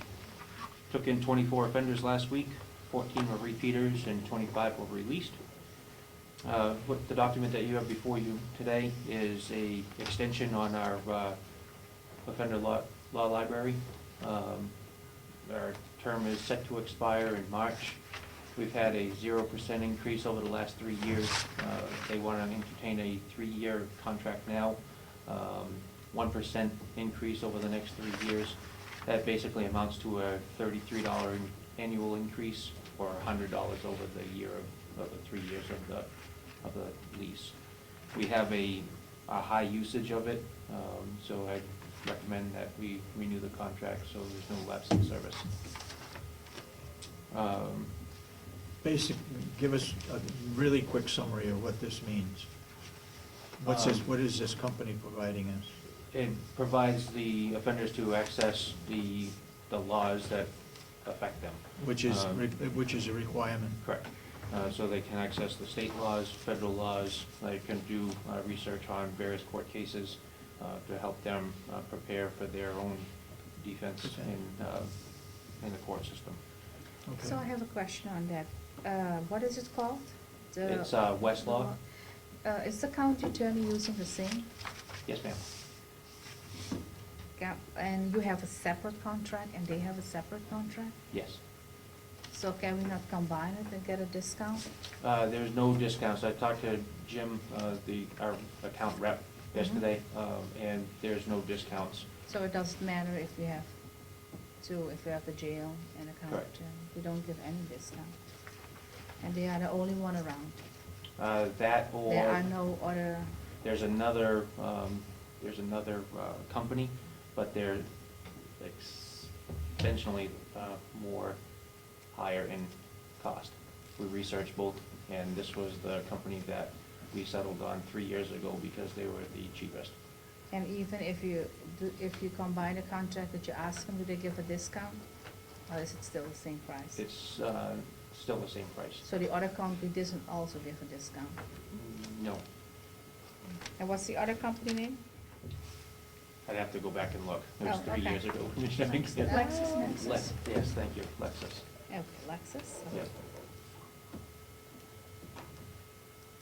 This one is Westlaw.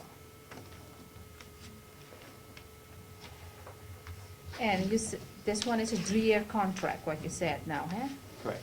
So do we have to pay upfront for the 3 years, or are you paying just yearly? It's a monthly bill. Monthly? Correct. Okay. So it's presently $280 a month with a 1% increase. It'll go up $2.82 or 80 cents, and then annually $33.60.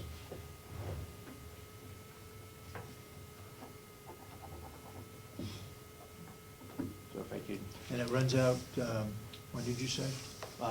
March, the contract expires. March. Mhm. If I can get that approved, so I can get back to them, so there's no lapse in service. By next week? Okay. Before I turn it over to Sergeant Baker, the only other thing that I have is we have networked with Merrimack County Department of Corrections to provide some mental health training. Last week, we had an offender that the staff had to deal with. They were exposed to biohazard and subject to assault. Person was in mental health crisis, and so the training is going to provide our staff with some more knowledge on dealing with offenders in mental health crises. It's just becoming a trend over the last few years and projected to keep going, that we're going to be dealing with these type of offenders more and more. And speaking of training, Sergeant Baker's here to talk about some online training, an online training program that he's done extensive research in. And it's a contracted service that we'd like to propose. With that said, It's to use online training for staff members, mandatory training to educate staff to help track with the training hours and to give them a little bit more of the staff elective training that they may want to utilize. Our current practices, we're spending approximately $24,000 for 35 staff members for 35 overtime mandatory hours of training a year. With this company, Relias Learning, it's an online correctional course, it would be approximately $7,591 for 400 hours of accredited training that they offer through their website. Say that again, 700? I have, You have a proposal? I have proposals for all three of you right there, so.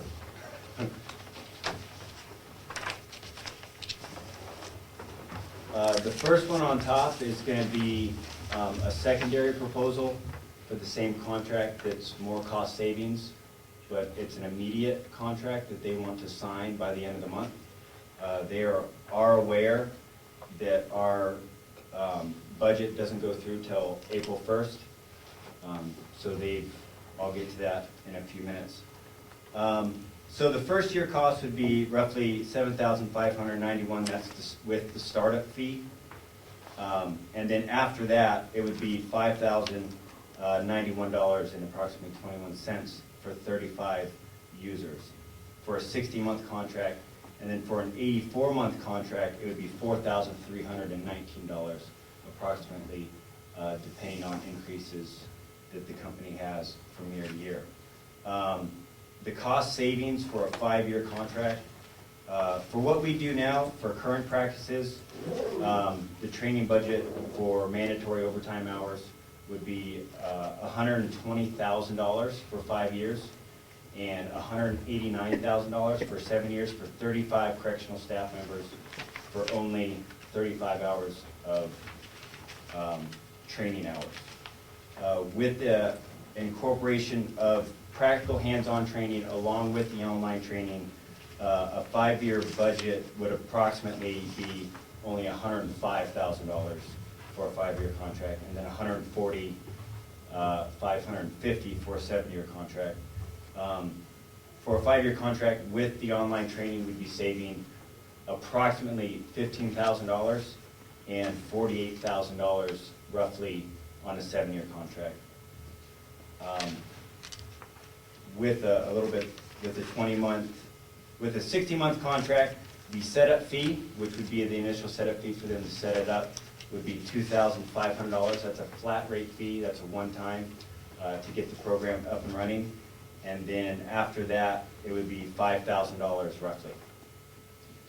Talking with the company, if we are able to sign by the end of the month, and this offer is only good for the end of the month, they are willing to increase the 35 unit members up to giving us 15 free slots that we would not have to pay for the duration of our contract. With those slots, we would be able to hand those out to other county agencies. They have also offered to give us 40 additional courses pertaining to law enforcement that the original proposal would not incorporate. I indicated to them that we would not be able to pay the setup fee until April 1st, because that is when our budget doesn't go through.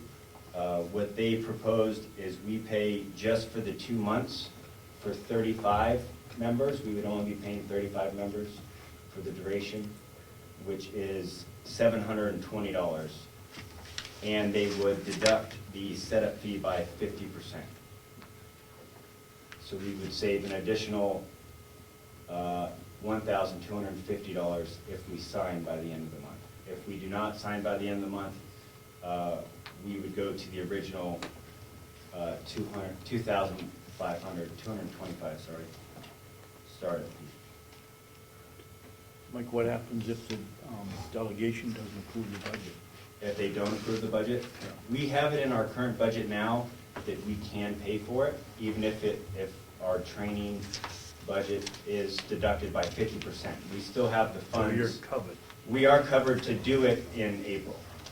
What I'm asking for is the $720 for the first 2 months, so we can get the additional discounts, the additional free slots, and the additional accredited classes that we wouldn't get if we wait till April 1st to sign with the company.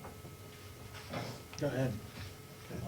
So we get 35 free slots, 35 slots with the original setup fee or whatever. Correct, sir. Do we have 35 users, or is everybody at the facility going to use it, or? Yes, sir. I would track the entire facility's training records.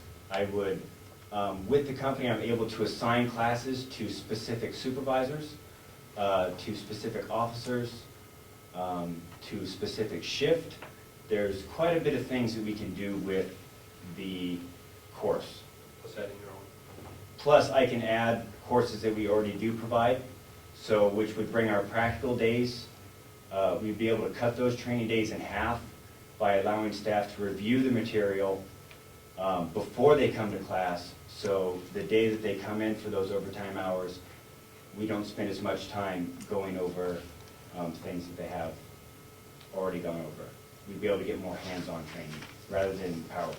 And where are we going to get the, if we get an additional 15 slots, who's going to use those? The sheriff's department? We could hand those out to the sheriff's department if they wish to check out the program. They would get both the 400 accredited correctional hours with addition to the 40 classes of law enforcement hours. We'd be able to hand it, there's HR classes that they provide, supervisory type classes. So yes, we would be able to incorporate, I believe, the entire sheriff's department in this program for free. Anybody else? With the 15 slots, I would have to look at other classes that they provide. Their class course extension is pretty long, but there are supervisors courses in there that they could use. Well, I guess. And we have to talk with the other departments to see what classes that the training provides for them that they would be interested in taking. So I guess I was just thinking of the farm with supervision of the inmates on the farm with that. There are definitely classes that might help that. There are courses that the company provides that would assist them in managing offenders in all aspects of the correctional field. With that being said, this program continues to expand. That's 400 hours on the correction side right now. They're adding more courses all the time. It's only 40 hours on the law enforcement side, which is kind of new to them. They're expecting to expand almost to 400 hours on the law enforcement side, which we would get now, along with that package, to be able to use both sides of the law enforcement and the correction side. Because in the future, what they will do is just offer each one separately. But we're going to get both packets now because the law enforcement is so new for them that they're jumping on board, and they're working with New Hampshire too to get all their courses on there as well. So we get part of that expansion pack at no extra cost. Is their program strictly law enforcement? There's, you go to Reliance website, there's also stuff for HR and management on there as well too. They offer quite a few different courses. Would we be able to use any of those 15 slots in another, in HR or wherever else we might? We would have those slots, those 15 slots for HR, for any agency in the facility, in the county to utilize. Correctional staff, we only have 35 total from top to bottom. So we have those 15 additional spots for any other agency that wants to try out the program and see how they like it, to see how the training works in their particular department. Sheriff's Department set on the, Sheriff's Department and HR both set on the, a webinar and saw what they had to offer. Sheriff's Department did like it, to see if they can use it, and HR also saw it as well. Also, they're in two counties right now? Correct. And they're going to get into another county, correct? Yes. Yep. Which two counties? Sullivan, Stratford, and they're working on Merrimack. Merrimack's just waiting to sign off on it. Merrimack is using it too. Sullivan and Stratford? Yes, sir. We have something with them already. Is that correct? Or is this strictly new? This is new. This is brand new. I think it provides an opportunity for us to expand our training. We were talking this morning, one of the things that this company does is continually updates their lesson plans, so they're up to date on any law changes and things of that nature. So it would take the workload off of our in-house instructors who have to make sure their lesson plans are up to date with any new changes. And how would this be utilized in our facility? We obviously, if they go somewhere off campus, we'd have to pay them overtime as we're doing now, but it'd be at the facility. Are they gonna do it on their lunch hour, or are they gonna do it before they start their shift, or will they be doing it as part of their shift? We can schedule it in part of their day. One other thing you can do is if they want to do it, anywhere there's a computer, you can log on. And again, it's up to how you want to do it. If you sign a waiver, if you want to do it on your own time, just a waiver, you won't pay for your overtime. It's your call to log in from there. But as for getting the training, it can be offered on shift, so they have to get the training done and be on shift, but you can access it from anywhere there is a computer, and that's an option if you want to do that. So you don't choice. This would go for they have to have so many hours Correct. a So year to we're- keep their certification. Correct. We're mandated 32 hours a year as a correctional staff member. keep our certification. So this would help cover that and then give Who us. okays that, Mike? Who okays that? The 35 hours or 32 that you just said that you have to have, it's mandatory. Does somebody in our own facility say, oh yeah, they did it, or does it go down to the Yes, academy? sir, I track all and training they- hours that people have done through classes that I've taught, through classes that the officer's been sent to outside the facility. I track all those certificates, I track all those training hours, and then it's a spreadsheet that I print out and I fill out at the end of every year that I hand into the superintendent with my signature saying that those hours were accomplished. Who requires these credits, 32 hours? New Hampshire Association of Counties. New Hampshire Association. Okay. Any further questions? No, we certainly have to take it under advisement with a number of, Yeah, I think so too. a number of different. We have to do something by February 1. Any questions? About the training, can you have like something for me what the subject is, what classes are specific given? Because here it just said training, I just like to know the classes. What you On that training program itself, or one Yeah. that they have to take? No, There's- the training program, yeah. There's anything from ethics to how to drive a vehicle, transports, Do you have that on a flyer for me so I can read it? there's 400 classes. Okay, so I can go online I can- where? I can go online where and look it up. Ma'am, What we is the can have website? one, we can have a course list emailed to you by the end of the day. I have one. You have one? Yes. So I can read I'll- what you guys are. Yep, learning. I'll forward it to the assistant superintendent and he can forward it to you, ma'am. Okay, good, thank you. Would you include me, please? Yes, sir. Okay. Thank you very much for your proposal, and we'll take a look at it. And if we agree it's something that we should be doing, we'll do it before February 1st. Thank you, sir. Okay? Anything else for public? Nothing else for public, sir. Are you coming to non-public, you said? huh? Yes, ma'am. You want to go into non-public? Well, you get- So we have that phone call or not? When are we going to? Yeah, we're going to make the phone call, so I'm When? assuming that we can do that at our time. I would suggest, if the board agrees, that we go into non-public to get rid of whatever the situation is over at the jail. And are we And going? is that going to take very long? No, sir. It'll only take maybe 10 minutes, if that. Do you want to go across then, any No, other? I assume we do it right here. If we're only going to take 10 minutes, we just shut down everything and do it right here. Because we've got at least 3, 6, 7 of us in there, so. Do I hear a motion to go into non-public? I'll make a motion to go into non-public. For what reason? Where is the sheet? RSA 91A:3, paragraph 2, parentheses, a small a. I'll second it. Any further discussion? Roll call? Commissioner Kenney? Yes. Commissioner Yes. Sorensen? Commissioner Babson? Yes. And so voted. A public meeting again at 4 minutes after 11. I apologize, I thought we'd just take up, You seal the minutes. okay, yeah. We did seal the minutes of our non-public meeting. I apologize for it going longer than what I thought. We had some discussion, and we had to go back and look at some minutes regarding the situation, so it took longer than I thought. At the present time, we're looking at releasing the request for 91A regarding the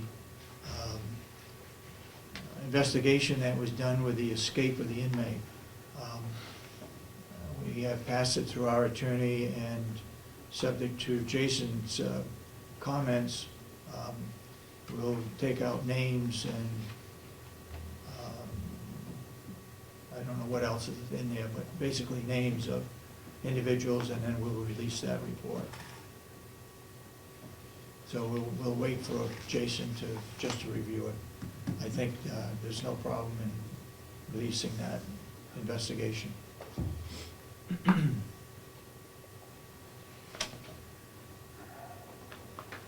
Okay, do you know how to get a hold of Spyglass? Okay, let's do that. Do I need you down 9 to get out? I don't think so. Try it. Yes, we do. What we're looking for with Spyglass is an update as to what has taken place, what they have done up to this point.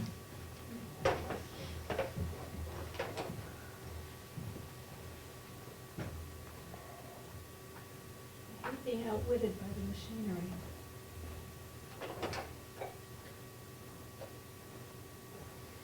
Can't seem to let me do anything. One thing we ought to do, David, is have them explain the sheet. Just do it. Yep. He keeps jumping me off the phone. We're trying to get a hold of Spyglass. Could you, I've been outwitted by the phone system, could you, Want me to? yes, please. Could you find who did the show? Yeah, Kathy wants, if I can take that from you, I can go down and she'll fix that so that you can read it. I'll run down and do Okay. that. So, this Anybody else want a copy? Please. Copy of what? Yes. Long distance calls, you got a copy. Oh, a copy of, Okay, all right, so it's not me. no, one that, All right, good. the one that I put on my desk. Yep.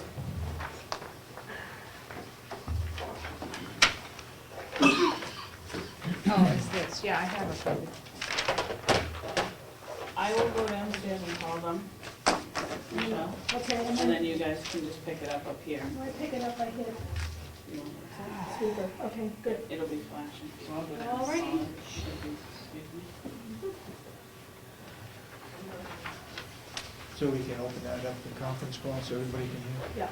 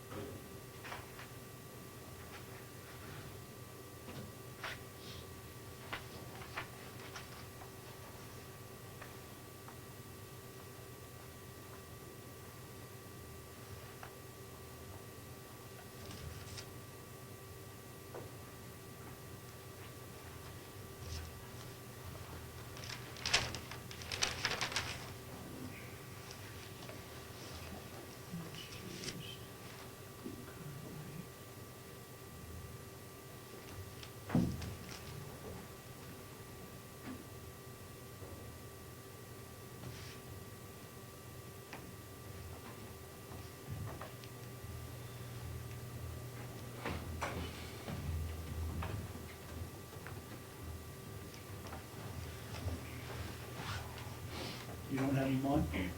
Not yet. Oh, she said they were on hold. Thought they were gonna ring us. I thought it was gonna ring. Is there one you can identify as your office?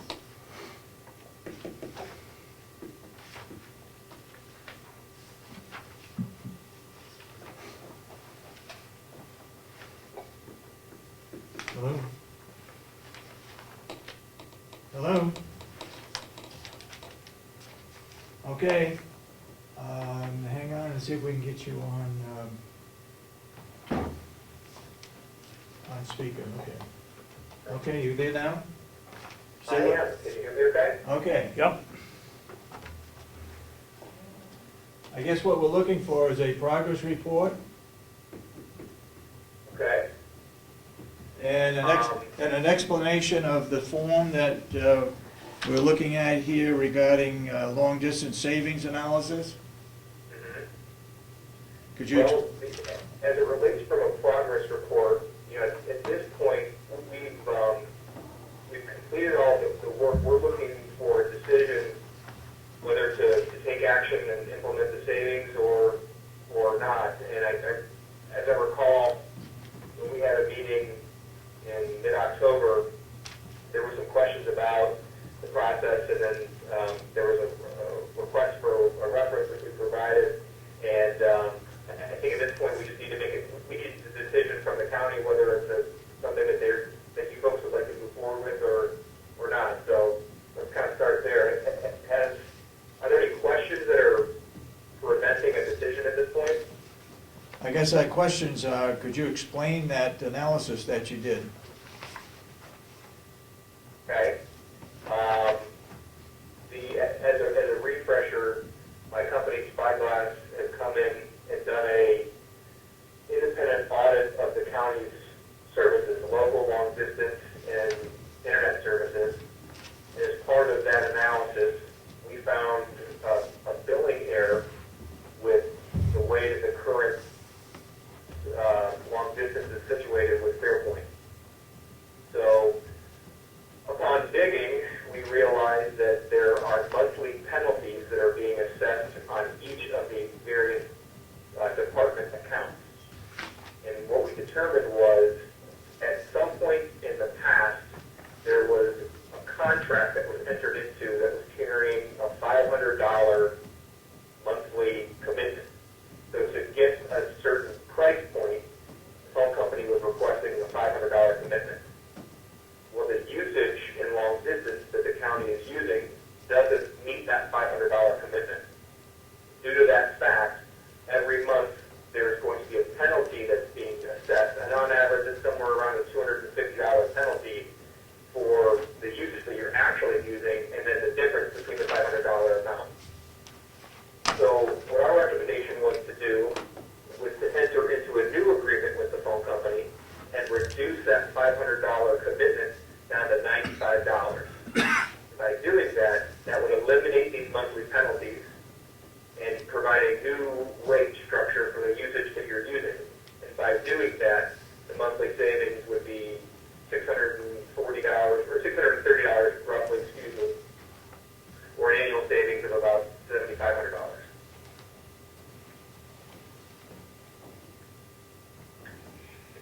I have a question. Sure. On this sheet, savings analysis, these are the figures that would be set up, or the ones that we currently have? These are ones that you currently have. So there would be no changes to the current structure of the accounts other than just a lower reduced price. We would be working with the same accounts, the same carriers, just manipulating your existing services. Well, the last time we discussed this, we were paying 40 cents a minute in the sheriff's department for, I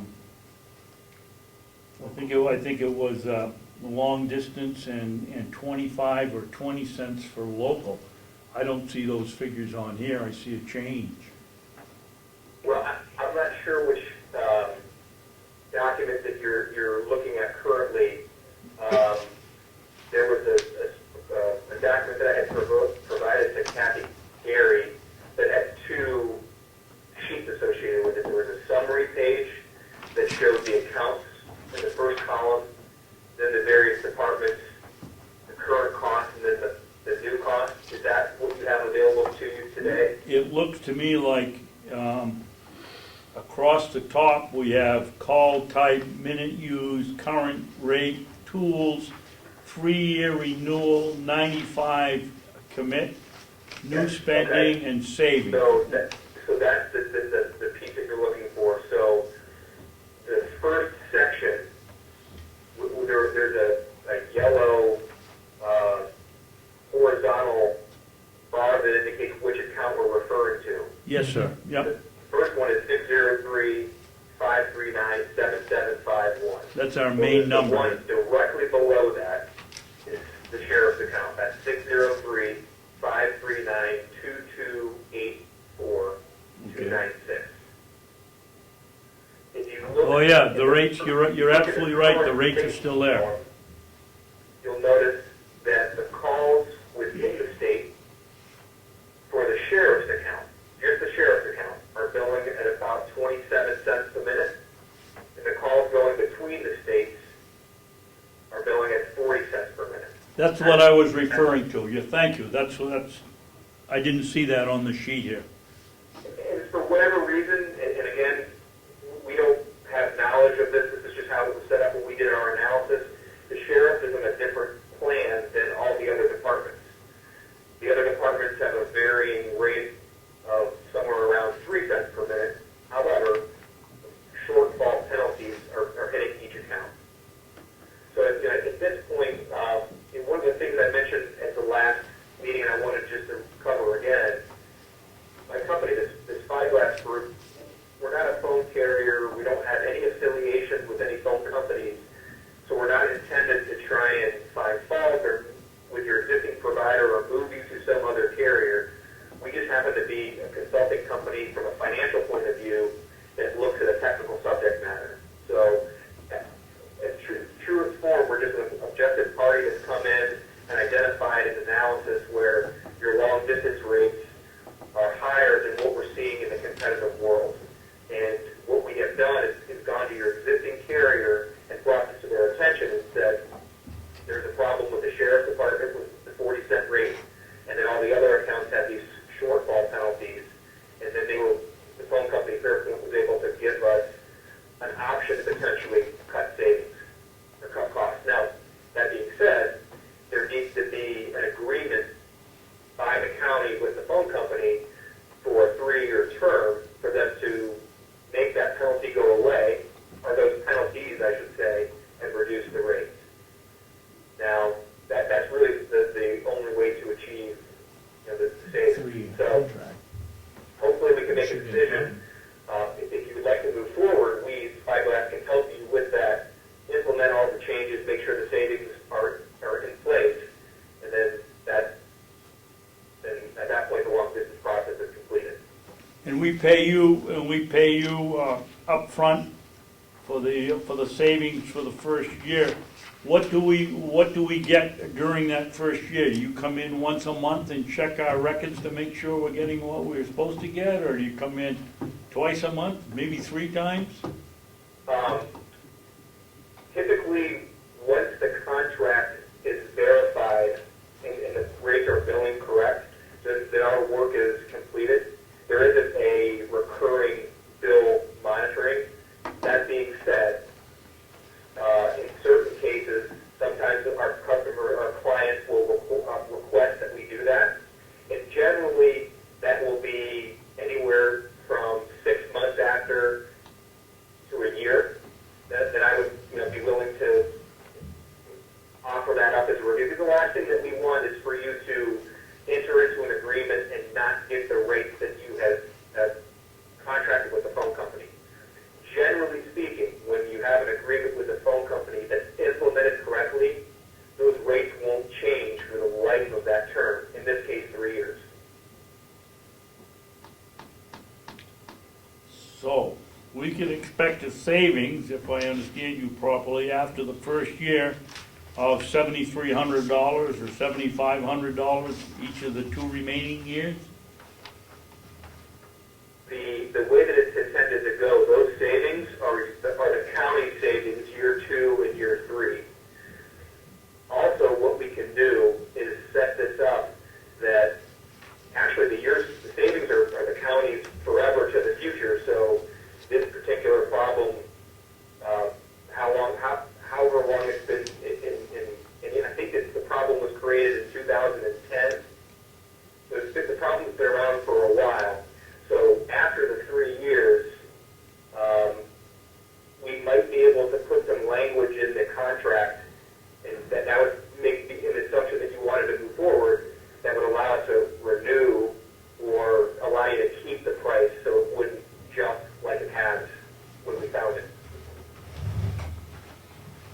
So we're paying you up front for the savings that we're supposed to be, if I understand you properly, for the 2 years. I'm sorry, I'm taking a little time here. Our assistant just brought us up a blown-up version. Anybody else up front here need this to read the numbers? No. Yes, we just- can I have one? Yes, you may.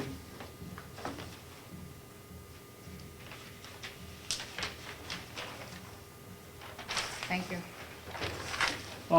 We get a savings of that, you say that's what you're figuring our savings will be over the 3-year period, is that correct? The $7,500 figure is an annualized amount. Okay, That it's would be your annual. savings each year. So that goes over back, the 3-year contract, so contract with the phone company. So your savings would be, north of $20,000. The way that our fee structure works is that we haven't collected or been paid any dollar amount to do any of the analysis. When we enter into agreements with our clients, we enter with the understanding that we will do the work without any upfront fees to develop the recommendations. And it's up to the folks, our client contacts, to decide whether they want to take action with it or not. And if they decide that, yes, it's a good business decision, let's move forward, then what we do is we take the first calendar year of the savings. So in this particular case, let's pretend for a second that the county says, yes, let's move forward with it, Spyglass implements this contract for us, and we do that, and the savings are all on your account, and we can verify it. Then at that point, we've done our job, and there's an invoice from us for $7,500. okay, I got a couple, Time progresses, we would have already corrected that issue for you. So for the first calendar year, your ROI, as the year progresses, is going to be 1 calendar year in month 12, and then month 13, then you paid Spyglass for our work and our help. Month 13, 14, 15, forever to the future, then you are benefiting from having done this process. okay, so that leads me to the next question. You've got new rates down here for the, I would presume the 3-year contract, is that correct? That's correct. You've already negotiated these with Fairpoint? That is correct. We have not made any changes. As part of our process when we were working with Kathy, we identified the problem, and there's a benchmark rate structure that we use, and it's somewhere in the 3-cent range. And that was attractive enough to say, well, let's talk with Fairpoint to see what they can actually offer to us. And this is feedback directly from them. With a 3-year agreement, with a $95 monthly commitment, that phone company can provide 0.03 cent, 3-4 cent rate, or just a fraction of a penny under 3.5 cents per minute. So it's a little bit higher than what you're paying today, but you're getting all those fees that you're going to get. You're paying 3 cents a minute today, so a half of a penny each call, but that would eliminate the large shortfall penalty. Okay. And And what happens in the case of the 3 years if the PUC approves a rate increase for Fairpoint? I don't have a magic ball here, a crystal ball to know what the future holds. The industry is trending downwards where long distance rates are concerned. So the long distance has been around for very, very many years. And we, as industry experts, are not seeing those rates increase. We're actually seeing them go down. But with the small amount of usage that the county uses, it's not going to be enough of a number to really make that large of a financial impact. What we would want to do is make certain once that 3-year term is completed, that we either revisit it or we have the phone company do something where maybe it reverts to month at that point at the rate of your 3-year contract. Okay, and you base this on a 2-month average? That is correct. Were those the first 2 months of the year, or the first and last, or? The 2 months that we looked at, bear with me here, folks, we looked at the February and March statements of last year. Typically speaking, in county governments, we realized that for the most part, it's fairly flat. I mean, there might be a little bit of a swing, but nothing like some organizations that have seasonality. We've done some marketing companies that do a lot of work around the holidays because they've got their catalogs and people pile up gifts around the holidays. But in typical businesses like yours and county government, it's fairly flat throughout the calendar year. Okay, and you mentioned the internet service. Why isn't that on here? Well, that is a component of what we looked at. There are other components as well. We looked at local phone lines. This was one that the county maintains an internet connection with Time Warner Cable, and that was under contract through September of 2014, billing at a very attractive price point. So we didn't get all the recommendation on the internet. So we have that analysis completed, but that's a good thing. Us not talking about internet means that your current configuration, there is an opportunity in our eyes for cost savings. And what about our other internet line provider that comes in? As part of the analysis, we looked at one internet connection.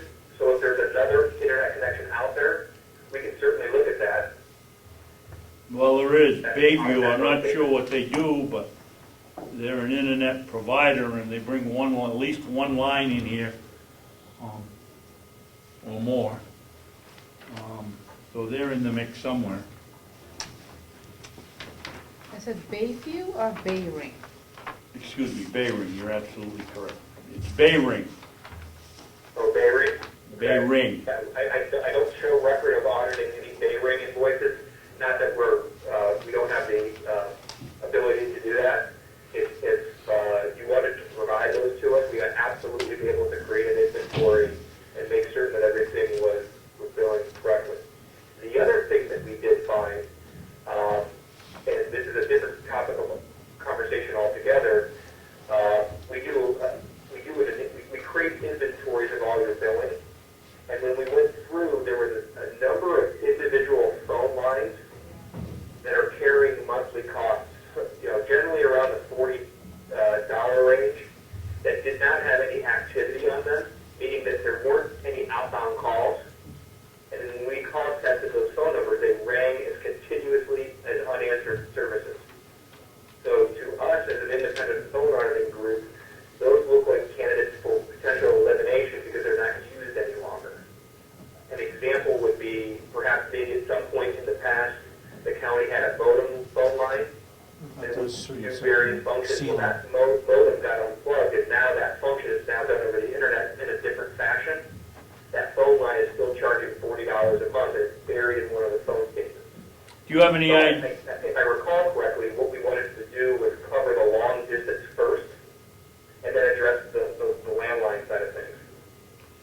in your investigation of these lines that weren't working, was it identified by department?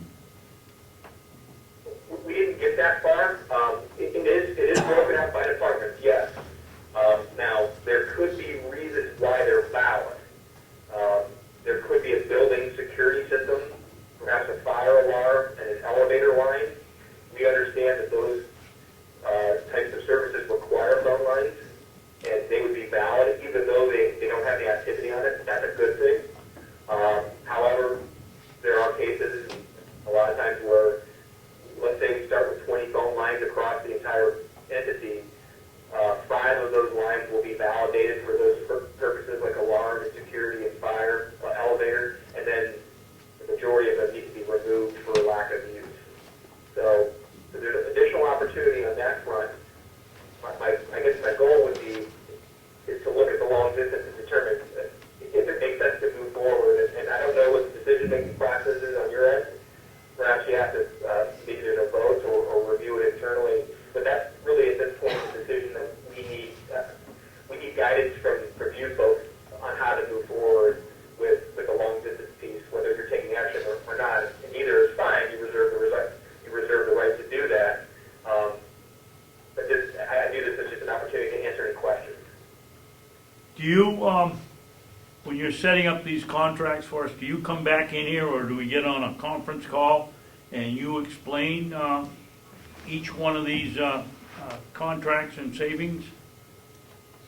We can. We will review the contract for pricing and technical accuracy, making certain that it meshes or it ties out to the proposal that we were given from the phone company, and then we'll review it. Most telecom contracts are boilerplate. They're very common. There really aren't many manipulations to it. So it's going to be similar to the contract that you're being billed to today. You already have one in place. It's just at a higher rate threshold than you need to be at. You're committing to $500. We just want to take that similar contract and reduce it to $95. Another question, under savings, is this like some of our accounting?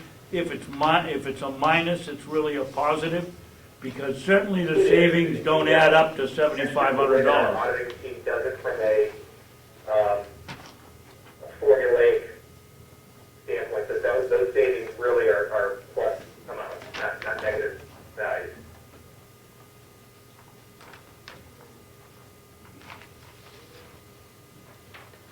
Can you tell me what the switch outbound outboard PRI and switch outbound Centrex is? Are they lines or what are they? Great question. There are different various services within the county. A PRI circuit is a T1.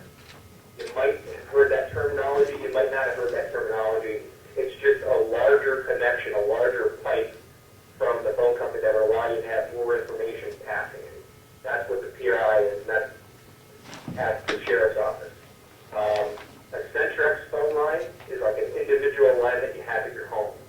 From an auditing standpoint, we just differentiate those because in some cases, the phone company will charge different rates and rate structures for a Centrex line versus a T1 PRI line.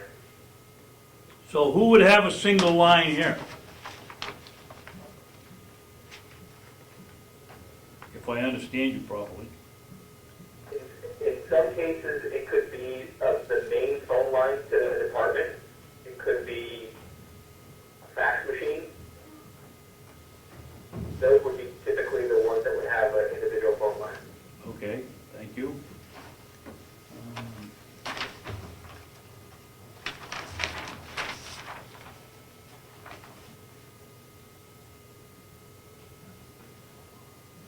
So the question that I have of the group is, if someone would be able to be so kind to walk me through on your end as it relates to the decision-making process, how does that work?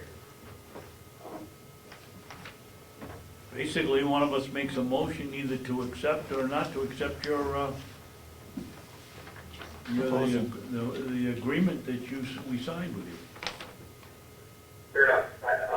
I wasn't sure if that was done in this forum, if there was a different forum that was done in, so I wasn't sure how everybody wanted to move forward with that. And I'm happy to answer additional questions. I want to make sure that everyone's comfortable with with the analysis that we presented. What happens after the end of the 3 years? Anything could happen, I suppose. Rates could go up. The rates could stay the same, they could go up, they could go down. Unfortunately, I can't, I don't know what's gonna happen 3 years from now. What I can share is what history, what the industry is trending, the rates are trending down. Well, at least at a very minimum, does the contract lock it in so that we won't get a price increase? Well, we will gladly accept a decrease, but That's are we correct. locked in? Are we locked An in? agreement in place would be able to protect you from pricing increases. Okay. For 3 years.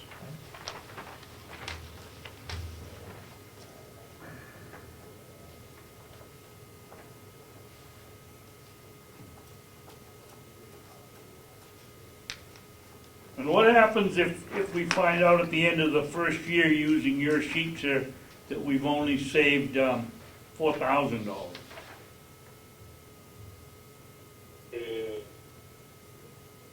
Obviously, we wouldn't want that to happen based upon the usage that you have. The majority of the savings is coming from eliminating the shortfall penalties and as well correcting the sheriff's large error. So that doesn't happen. I mean, you can never say never.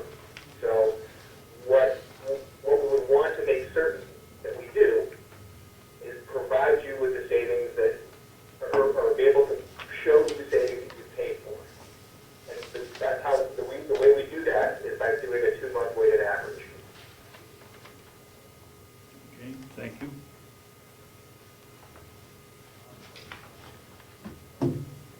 Anybody got any? Mr. Brown, you got a question? Go ahead. Yes. Under Spyglass, these savings would only be realized if the county were to stay with Fairpoint. Fairpoint is probably one of the costliest providers out there.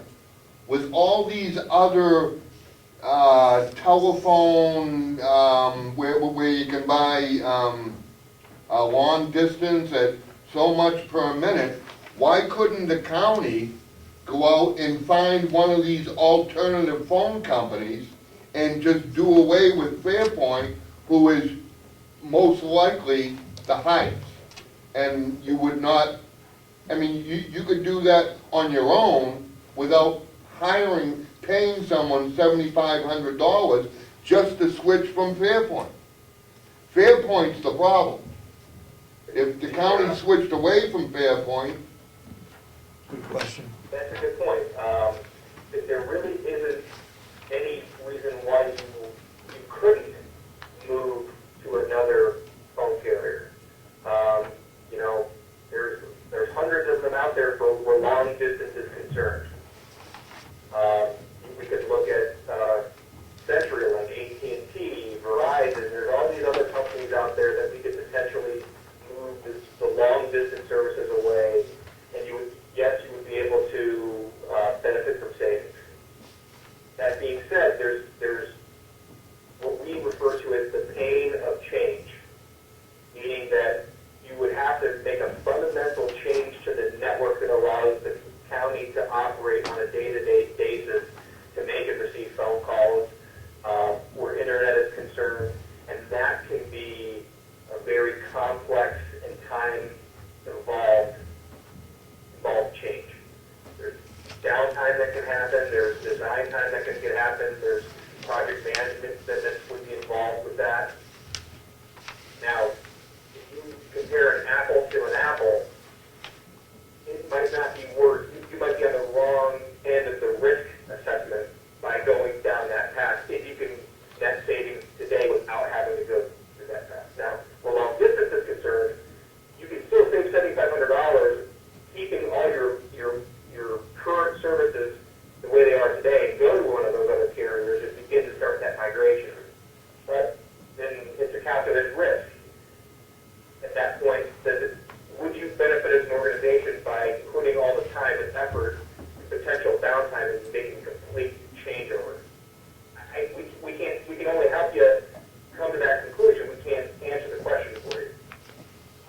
Now, Mr. Brown is a member of the public, and I think he asked a very good question.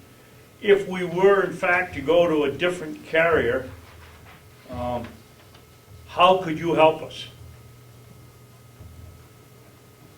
Are we talking on just the long distance, or are we talking about universally? Well, we have a real shortfall on technology when it comes to telephone service here. And I would guess any way you could help us, what would it be based on? Well,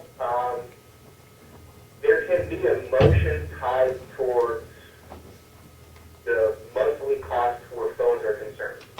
My professional opinion, we deal with a lot of different phone carriers, and most people have that emotion with their phone carrier, just that it's expensive.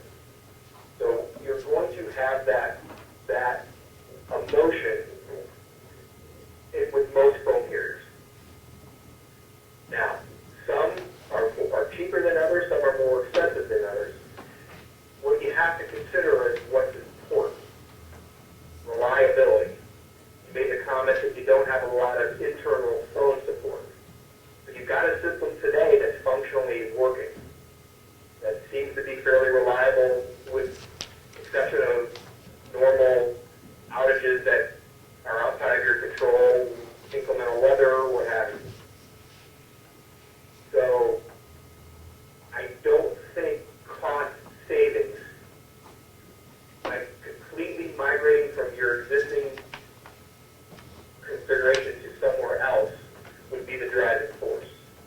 If it was, because you can move somewhere else and you're going to still have those costs, but it's going to be fairly comparable to what you have today. Overall, long distance seems to be the main issue from what we see. So we could help you move long distance away. So what we would do is look at other phone carriers, solicit quotes, and then we would add a section. So there's, and it's kind of that purple color would be the fair point. We could add in a different few choices for you.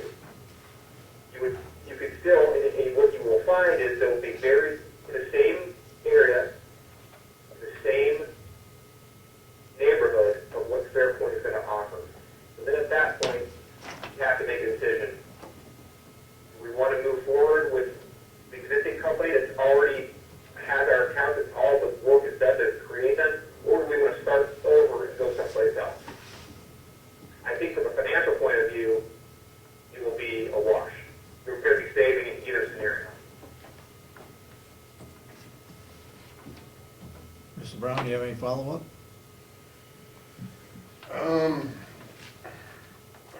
Other than the fact that I change phone companies on my own. Granted, it's just a single house, but it's basically the same principle. You call up these companies, how much are you gonna charge me for long distance? How much are you gonna charge me a minute for local? I mean, it's pretty straightforward. I don't think, this isn't rocket science. All these alternative companies have been around for a number of years now. You get on the phone or on the internet, the computer, and you just ask them how much their rates are.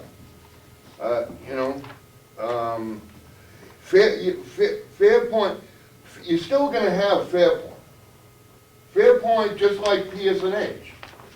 PS&H they deliver the electricity, but now you can buy your electricity from another company. You still, Fairpoint's still going to provide all the wiring and the structure of the technical structure of it, just like PS. But you're just buying your services from another company, but you're still using the network of Fairpoint.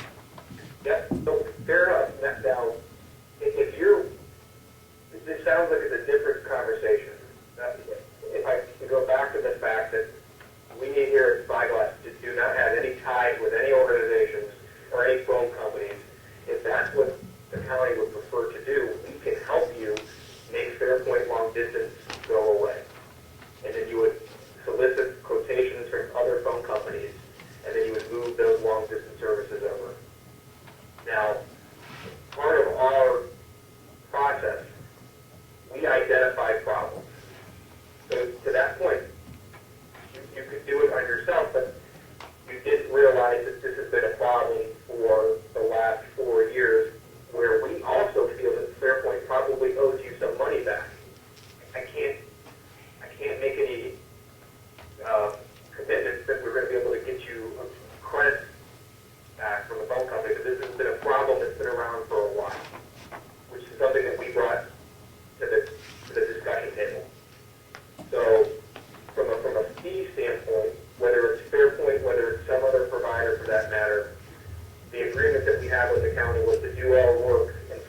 these opportunities, there would be compensation to Spyglass, if you wanted to move forward with something. So we have to put our attention on the problem. The problem is that there's some high rates and that there's these shortfall penalties. So whether it's going to be Fairpoint or some other carrier, we just have to make a decision whether, how we're going to move forward. Steve, Yes. you did the 2 months, you said February 13 and March of 13. If I read this properly, our main number is 7751. We only made roughly 85 minutes those entire months of intrastate calls. 158 minutes, yes, that's correct, that's in-state long distance. That's on average those 2 months. So roughly 158 minutes a month, That's correct. and that's intrastate. That's correct. That seems like a low number since, what's the other option, local call? That is correct. Local calls would not be in this analysis because this is just long distance, and that might seem low, but that's what we're seeing in the municipal or county governments, is that they don't really do a lot of long distance calling because the majority of their calls are going to be local in nature. Or if you're calling a long distance, you might be dialing a toll-free number. That would not show on this analysis because there's no cost for you to pay for calling a toll-free number. Okay, thank you. Can you tell me which one of these numbers is the sheriff's number? Yeah, it's these right here. The sheriff is the second the second one down below that's got that PRI circuit that's got the 40 cents for the interstate call. Well, I was looking at the jail. The jail is 2282, okay. All right, thank you. So they did quite a bit of intrastate calling. Yeah, they did, and that's why that particular account is very important that we do something with, because they have more volume and the rates are much higher. So if I look at this entire analysis, the monthly savings is $600 or north of $600. The sheriff's account alone represents 420 of that 600. So roughly almost 70% of the savings is coming from that account alone.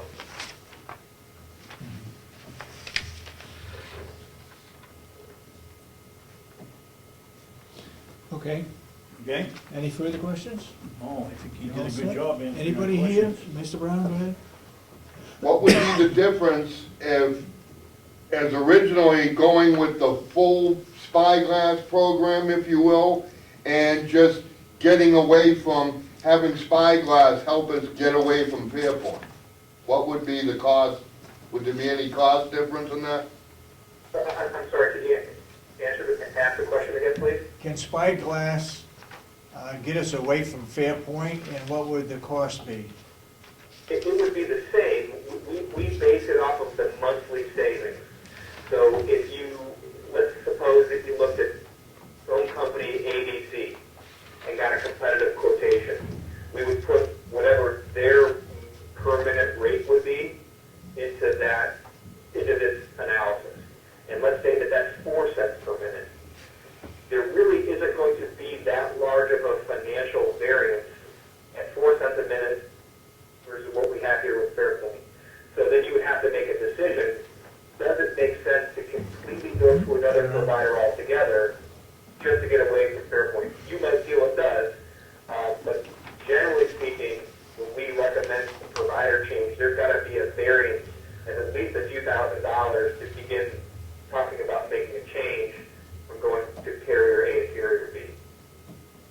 But if you said Spyglass, we just Fairpoint long distance we want to go away from, then in that particular case, we would build the fee from Spyglass would be whatever the annual savings amount would be. So it would be in the neighborhood of the $7,500. I have another question. I confused the sheriff's department with the Department of Corrections here. The Department of Corrections even has a larger use of intra-state for those 2 months, yet the savings there is $3.11 versus $287 in the sheriff's department, and they're not using the line as much. Why? Cost. I have to suspect that it's because the per minute rate that the sheriffs are paying is significantly higher than any of the other departments. If you look at the analysis, each minute of in-state long distance that the sheriff's department makes is almost 27 cents per minute, when the majority of the other departments is only 3 cents. Right, got So it. because of that, that's the driving force between the big difference. It's the rate that's the problem, it's not that amount of calling. Okay, thank you. Yeah, I can see that. Oh, I guess that's it, huh? Okay, anybody else? All right, Steve, what's the next step? You sending us a contract Well, For review. that is, I mean, for review? At this point, we need a decision, whether that's today or at some point. If you say, let's move forward with the Fairpoint long distance, then the next step for us would be to go pull a copy of the contract. We would review it for pricing and technical accuracy, and then we would send it to somebody within the county for review and signature. You're talking about a contract with him, right? Yeah. Well, he's confused. He's talking about the contract with the telephone companies, not from. No, I guess we're talking about a contract with Spyglass. The county. the county. We have an agreement with you folks already that was signed to begin this Yep. process, Yep. We do, and that's been processed already. okay. Okay, So that's your complete contract? I thought that, The agreement that was processed was a complete agreement, and that's what got the process going with Spyglass.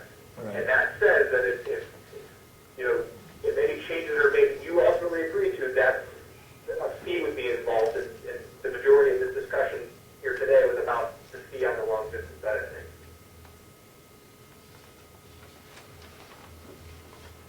And I believe Commissioner Sorensen was the signing party, and I have that available.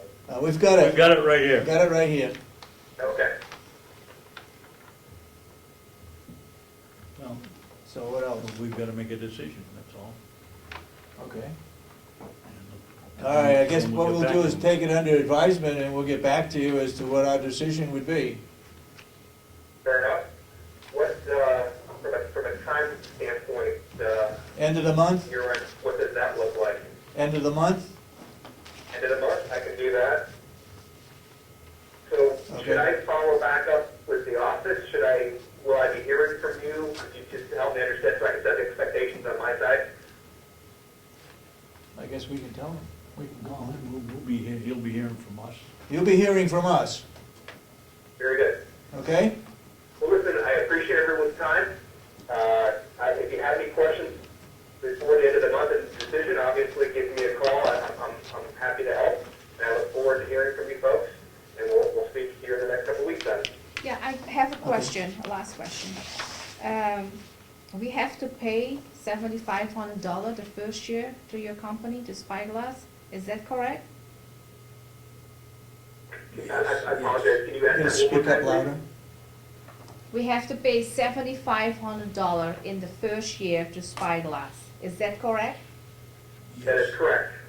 Okay, and the Moving second, forward on the long distance recommendation, yes. and the second and the third years, what are the savings again? We're not paying you anymore, but we're getting the savings, is that correct? That is correct. And what is the second year, how much are we getting? It would be $7,500. $7,500.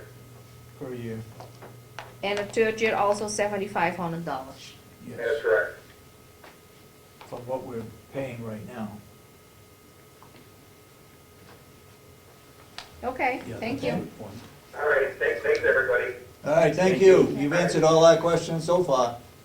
I hope so. All right, thank you so much. Thank you. All right, bye-bye. Bye.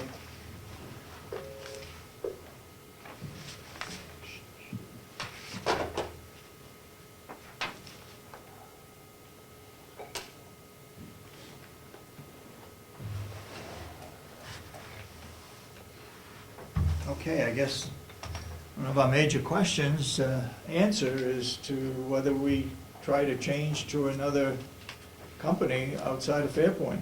Go with AT&T or Verizon or whoever. And that could be just the long-distance service. So I guess, what is your general comments about this whole situation? If we change to another company and we are having good savings there, we don't actually need Spyglass then, if you just change that to another company. And you have the companies bid amongst themselves, to invite competition.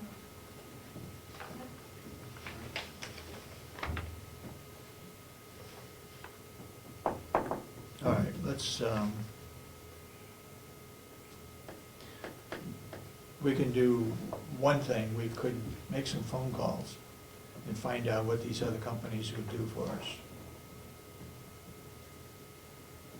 And then make a decision from there as to what we do. Is that proper?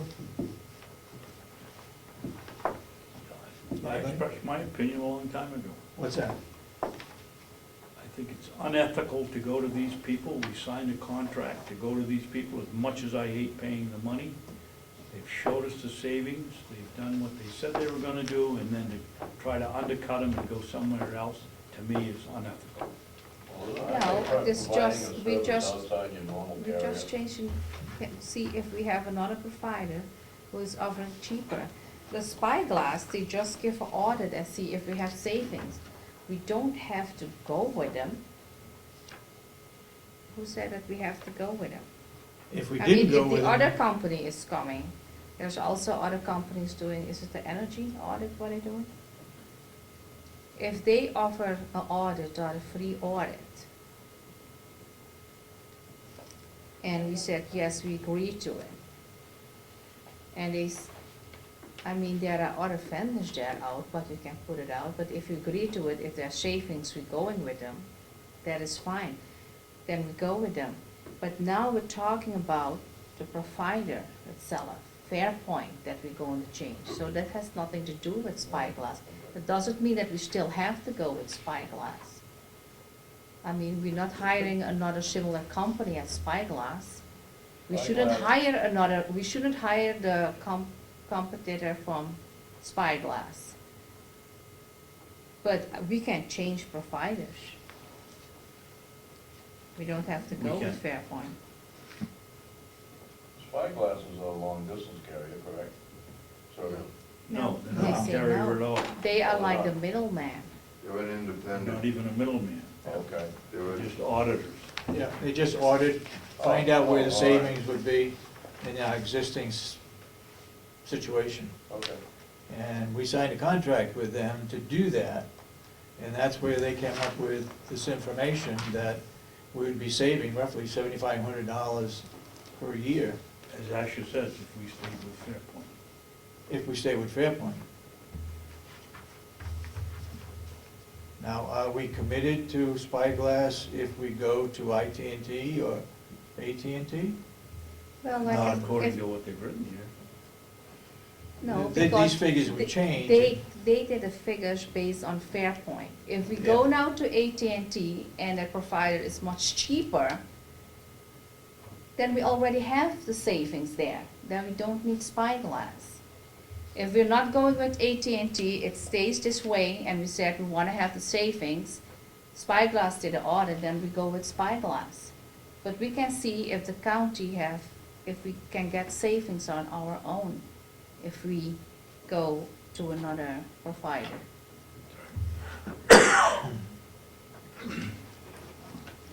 I guess a contract says that we could do that if we did it, as long as we didn't go to another auditing firm to look But at the it. competent firm, yeah, then we shouldn't go with that. Melissa, you got your hand up?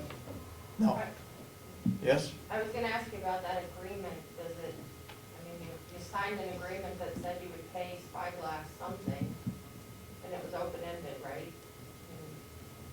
As I understand the agreement, it was for them to do an audit, and if they found that there was a savings, that we would go with them, whatever the savings was the first year, that's what they would get.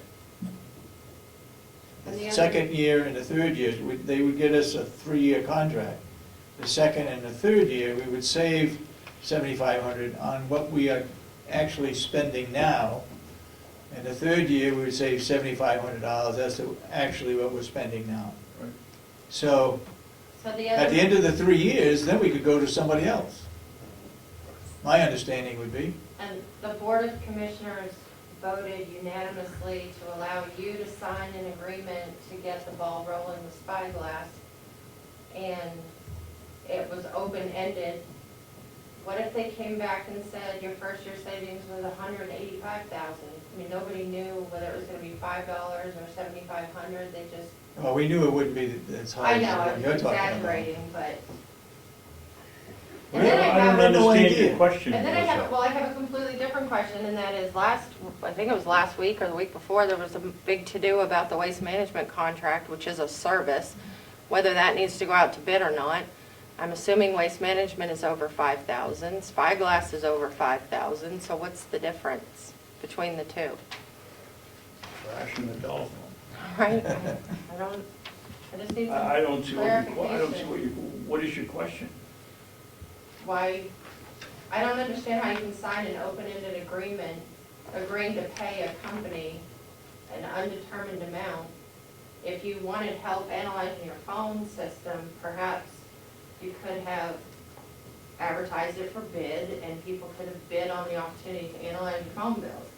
But now you're paying $7,500 because that's what they told you you have to pay. I don't, If we sign the an process agreement. is confusing to me, when it applies and when it doesn't, I guess, Yeah. is my Can I question. try to take a step? Sure. I think what and I'm not trying to, Melissa, but there was, yes, if the county goes with Spyglass, they're gonna save $7,500 a year. Second and third. Second and third years, they're gonna have that saving. First year, they're paying Spyglass. Yeah. But what's the cost of Spyglass just to do the analysis up to this point? Is there a Nothing. cost Nothing. associated with that? I don't believe there's anything. So there's nothing, so, and we're not obligated at this point to Spyglass. Well, we're obligated from the point we couldn't go to another Another company. Another do the company analysis. that is in Do the the same same business thing. as Right. Spyglass. Yes, right. The county could go out and solicit, actually, so as John said, soliciting a bid for phone services as to a per minute rate on long distance and local. Mhm. And get the whole county, including the sheriff's department, in on the same rate. That's possible, yep. Melissa? Does Spyglass have any way of coming back at you seeking funds believe- if you decide not to I believe we go asked with that it? question to them, and they said, you know, if we did it on our own, we did it on our own. So they've They're not done all this, involved. they've done all this work because they were under the false impression that they were actually going to get paid for doing it because you signed an agreement with them. And now you're gonna take that work that they've done and go off on your own and save some No, money. I think they do that as a proposal to try to gain that business. That's Correct. why they do that. And they're doing the analysis for free. Right. Trying to show people what they can save you Yep. Exactly. by going with them, but you don't, when you have the highest cost phone company, Right. there's all these other alternatives out there that you can call up and say, okay, what are you gonna charge me for long distance, what are you gonna charge me for local? They tell you, it's either, if it's 50 cents a minute, then you say, okay, thank you very much, Well, next. they know their offer is gonna be, respectable and something more desirable than what you've got. And that's the Absolutely. gain, that's the business they're trying to gain. Exactly. Go ahead, Melissa. To me, it's a shame that Spyglass has been brought into this mix, especially if they're not going to be paid for the work that they've done. And the reason it bothers me, though, is because he indicated that the agreement with the sheriff's department on this 40 cents a minute has been in place for at least 3 years, and nobody noticed. Nobody reviewing the bills, nobody writing budgets, nobody in subcommittee, nobody signing checks, nobody noticed. Sheriff didn't know it? That they were paying 40 cents a minute on their phone bill? That's the part that bothers me the most, I think. You know, never, Well, that's, and that it took an that's outside, been done, that's in the past. Now we're trying to correct it and get it straightened out, so we're gonna save some money from now on. right. And that's a case where that company did the analysis and showed that to us. But, I know, it just should have come from in-house, but I know, what are you gonna do? But that is the chance that they take in gaining that business. That's right. They're fronting that so that they have hopes of gaining it. Because if they get 1 out of 10, they're still ahead of the game. That's right, that's right. So And I wouldn't that- feel bad about it. Say it again? I wouldn't feel bad that they've made that option, because they take that upon themselves as an expense to try to make that business. Yeah. You know, so I wouldn't feel bad about it necessarily. They are just trying to get a contract, so Yeah. they probably go to all the businesses to try and do an analysis, try to get a contract and show them the savings. You know, if I was That is gonna how paint they your house, operate. maybe I'll paint, you know, a quarter of it or something to give you an idea of what my painting capabilities might be. You know, and that's kinda like what they're doing. Yeah, I guess if they didn't come to us, we'd probably still be paying what we're paying right now. Well, unless you Unless submitted you a bid switch. and created a competition between the companies. And I'd most certainly let them know that you have put out a bid when you approached them, to let them know that you are competing against some of the other ones. Okay. We wanna think about this some more? Yep. All right, any other final comments regarding this? Well, there's 2 things here. First off, this is part of Spyglass's business model. Yeah? That's what they're in the business for. And if they get 1 out of every 10 businesses to sign up with them, Yeah. they're ahead of the game. Yep. This other issue that this has been going on for years, that's a total separate issue from the Spyglass issue. I mean, that should be done as a part of a regular auditing, if you will, of who's ever taking care of the monthly bills. I mean, someone you would think would look at the bill and say, okay, we're paying 40 cents a minute. Why? Yeah. But that's a separate issue from the Spyglass issue. Yeah, I agree. And we're only committed to Spyglass, that contract only committed that they would do this analysis Yep. and then report back to the county. There's nothing in there, from what I've heard, that we are now further obligated to continue with Spyglass. The county could just go out and make a few calls or put it out to bid Yeah. and try to solicit rates on minutes all on their own. Okay, we haven't killed it yet, but I think we need to take some time and reread the contract, make sure that we don't have any obligations. I mean, I'm sure they didn't do this for the betterment of their company, hoping, well, they did it so that they would They can get a contract. hopefully get us to agree to let them do a 3-year contract, and the savings on the first year is what they would get. So, let's move on to another subject if you want to. Okay. We'll review the contract, and make sure they're not obligated. I mentioned earlier that we were going to release the investigation that was done at the jail on the escape. We've had a 91A request to release that. The attorney has looked at it. redacting names of inmates and witnesses and so forth. We're waiting for Jason to review it to make sure that there's no security issues. And he just got it today. And he just got it today. And however, it's a 91A and we need to react to it. So I would suggest that as long as he does not have any problems with the security, that we release that document in its title, in its full form. Comments? I agree with that. I think the changes in the report have been made, and so that the security risk should be minimized, and I would think that we would make it public. Okay. So Commissioner Sorensen, you said you talked to an attorney. Who's the attorney that you talked to? Or you have to Our report to? attorney right here, So the Robin county- Gordon. The county attorney? Yeah, I gave it to her last week. We've been already over this. We talked to the investigator, we talked to another attorney, we talked to the former sheriff. We went over it and we were not going to release it. Even if there's a 91A filed, it cannot be released because jail security is exempt by law, by 91A. And now you're going to release it. It's a violation if you do that. Well, I think Jason Johnson, our superintendent, would know whether there is any security issues within that document. The recommendation was to fix this and that. It's been fixed. Where does the security come in? I don't know.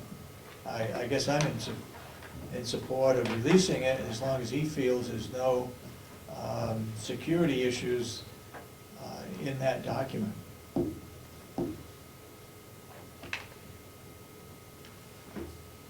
You want me to make a motion? Go ahead. I'll make a motion, we release the report of the escape, whatever it was, last year, or whenever it was, the names, provided that all the names have been redacted that should be redacted, and that we have the approval of Superintendent Johnson. I'll second it. Any further discussion? Seeing none, all those in support of the motion say aye. Aye. Aye. I oppose. All those, okay, you oppose? Okay. So it passes 2-1, subject to the approval of the superintendent as far as security reasons are concerned. Okay. What else we got to talk about today? My agenda.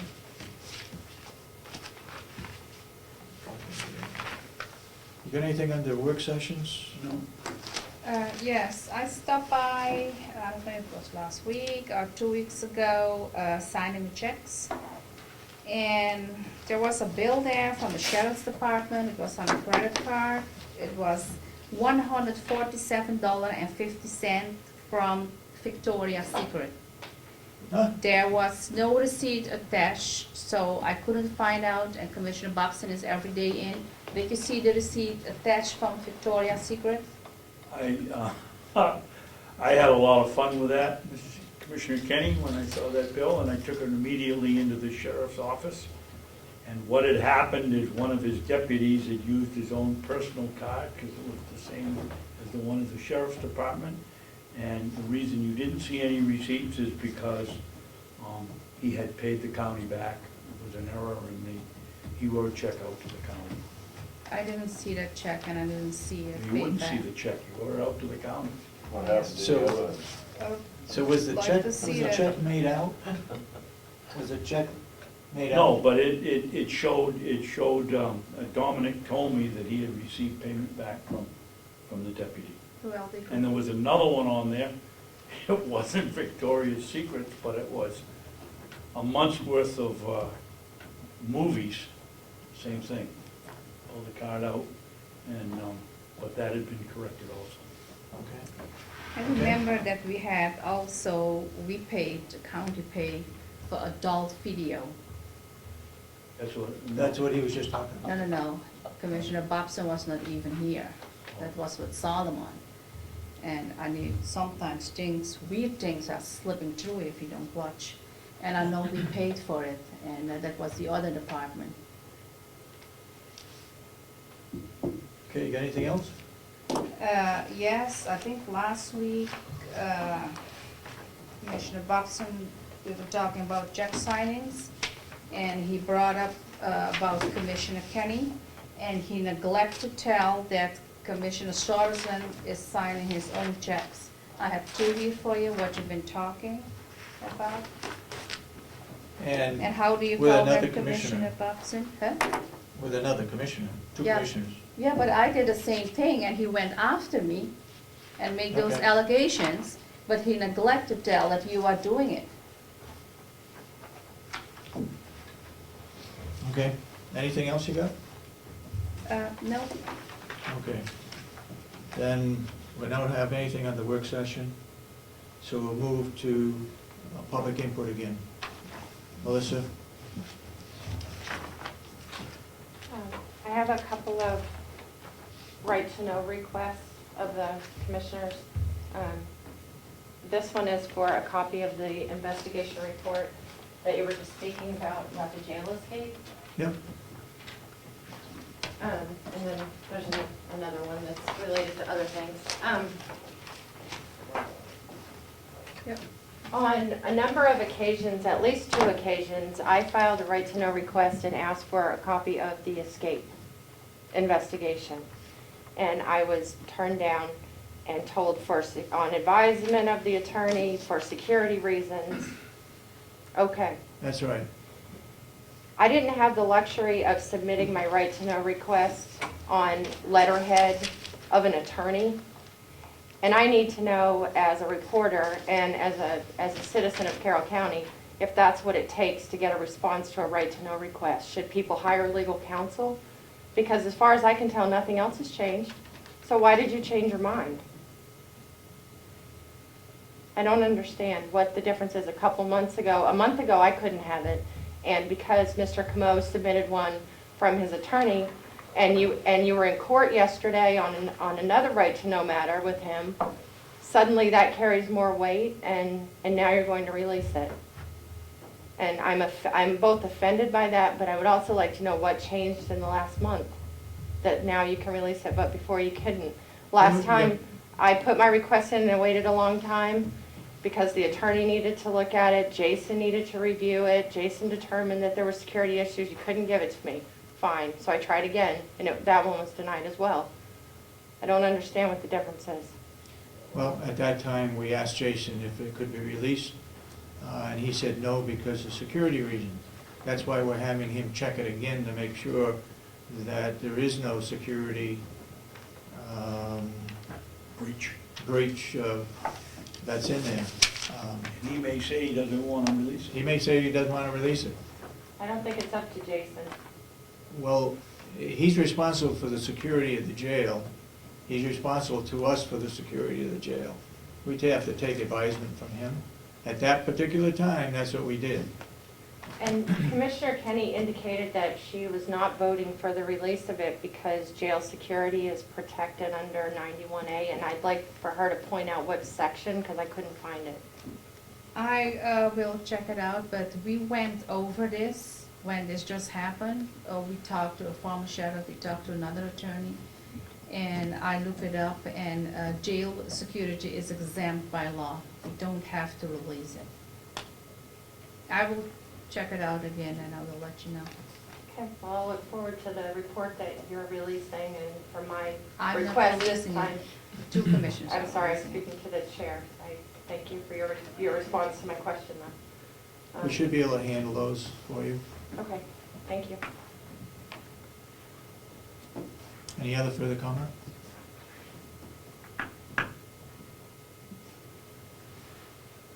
Yes, Mr. Brown? Can you explain the law enforcement piece? of when Jason and the other gentlemen were up making their proposal. Yeah. The law enforcement piece of the correction officers, it sounds like we're militarizing the correctional officers and creating another level of law enforcement against the people of Carroll County. Why are we militarizing the corrections department? I think all we're doing is, because they transport inmates, it's my understanding, maybe somebody else can add to it, but off the top of my head, we transport inmates to doctor's appointments, to other jails. They feel that they need additional protection in case something happens along the route, whether their car has a flat tire or whatever.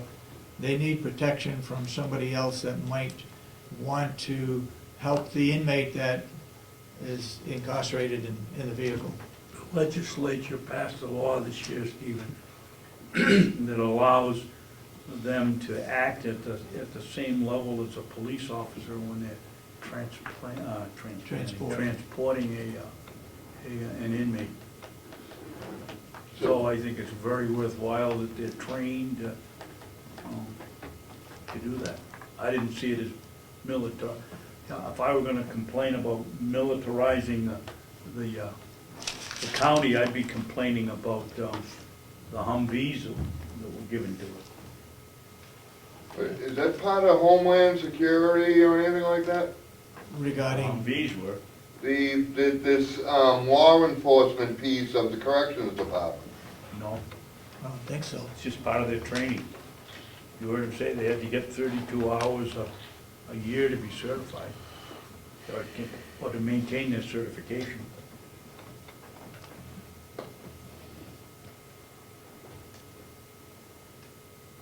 Okay, Stephen's you got another one? Yes. The January 15th minutes, page 8, after the end of the second sentence, when Commissioner Babson added to what I stated, what I actually stated What was was that page again? page 6. Okay. Right there. The first paragraph, the second sentence, after the second sentence. Yep. What I actually stated was that if he would lie about something as simple as an email, what wouldn't he lie about in a $28.3 million budget? Commissioner Sorensen then responded, "How did I lie?" At which point I referenced the video of GovernmentOversite.com of the County Commissioners meeting of January 18th, 2012.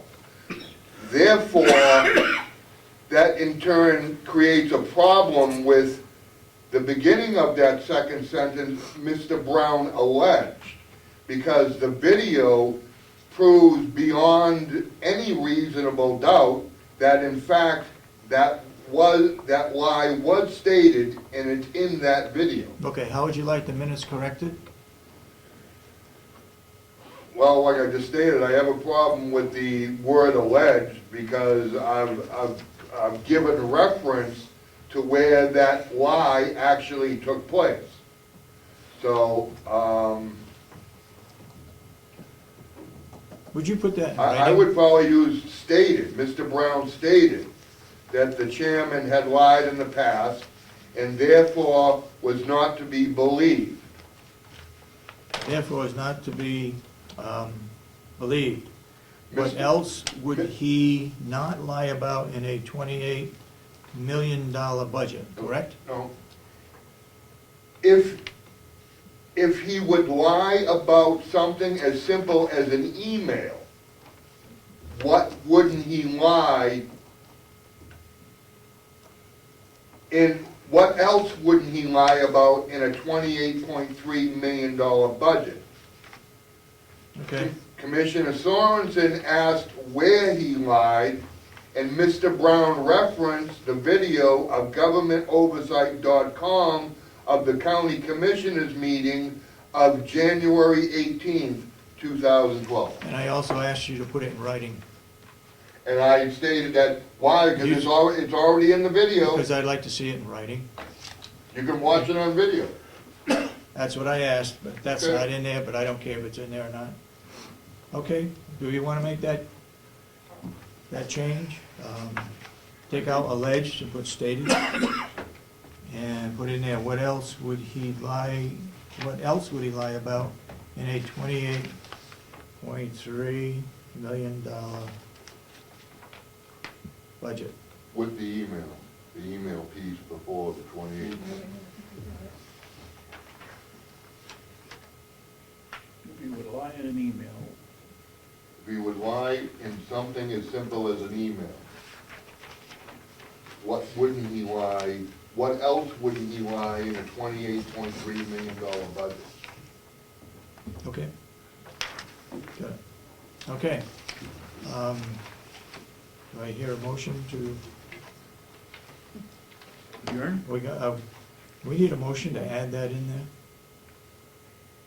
What I think we have to do is we have to You want me to redraft? Make a that? motion make a that we motion to amend. reconsider the minutes, and Okay. then turn around and make the correction, and then approve them again. All right, you make a motion to reconsider? I'll make a motion to. Point of order, those were tabled. Yeah, those were tabled. Is this Oh, that's the one right, that- Stephen, is this you're the right, one that was you're right. tabled? You don't have to. So- It was just tabled. We should You're nothing, absolutely right. you just need to add his statement, what he just Okay, said. yeah, that is And I the think the one. same statement, if you watch the video, it should be online. Yes, I will be watching the video again.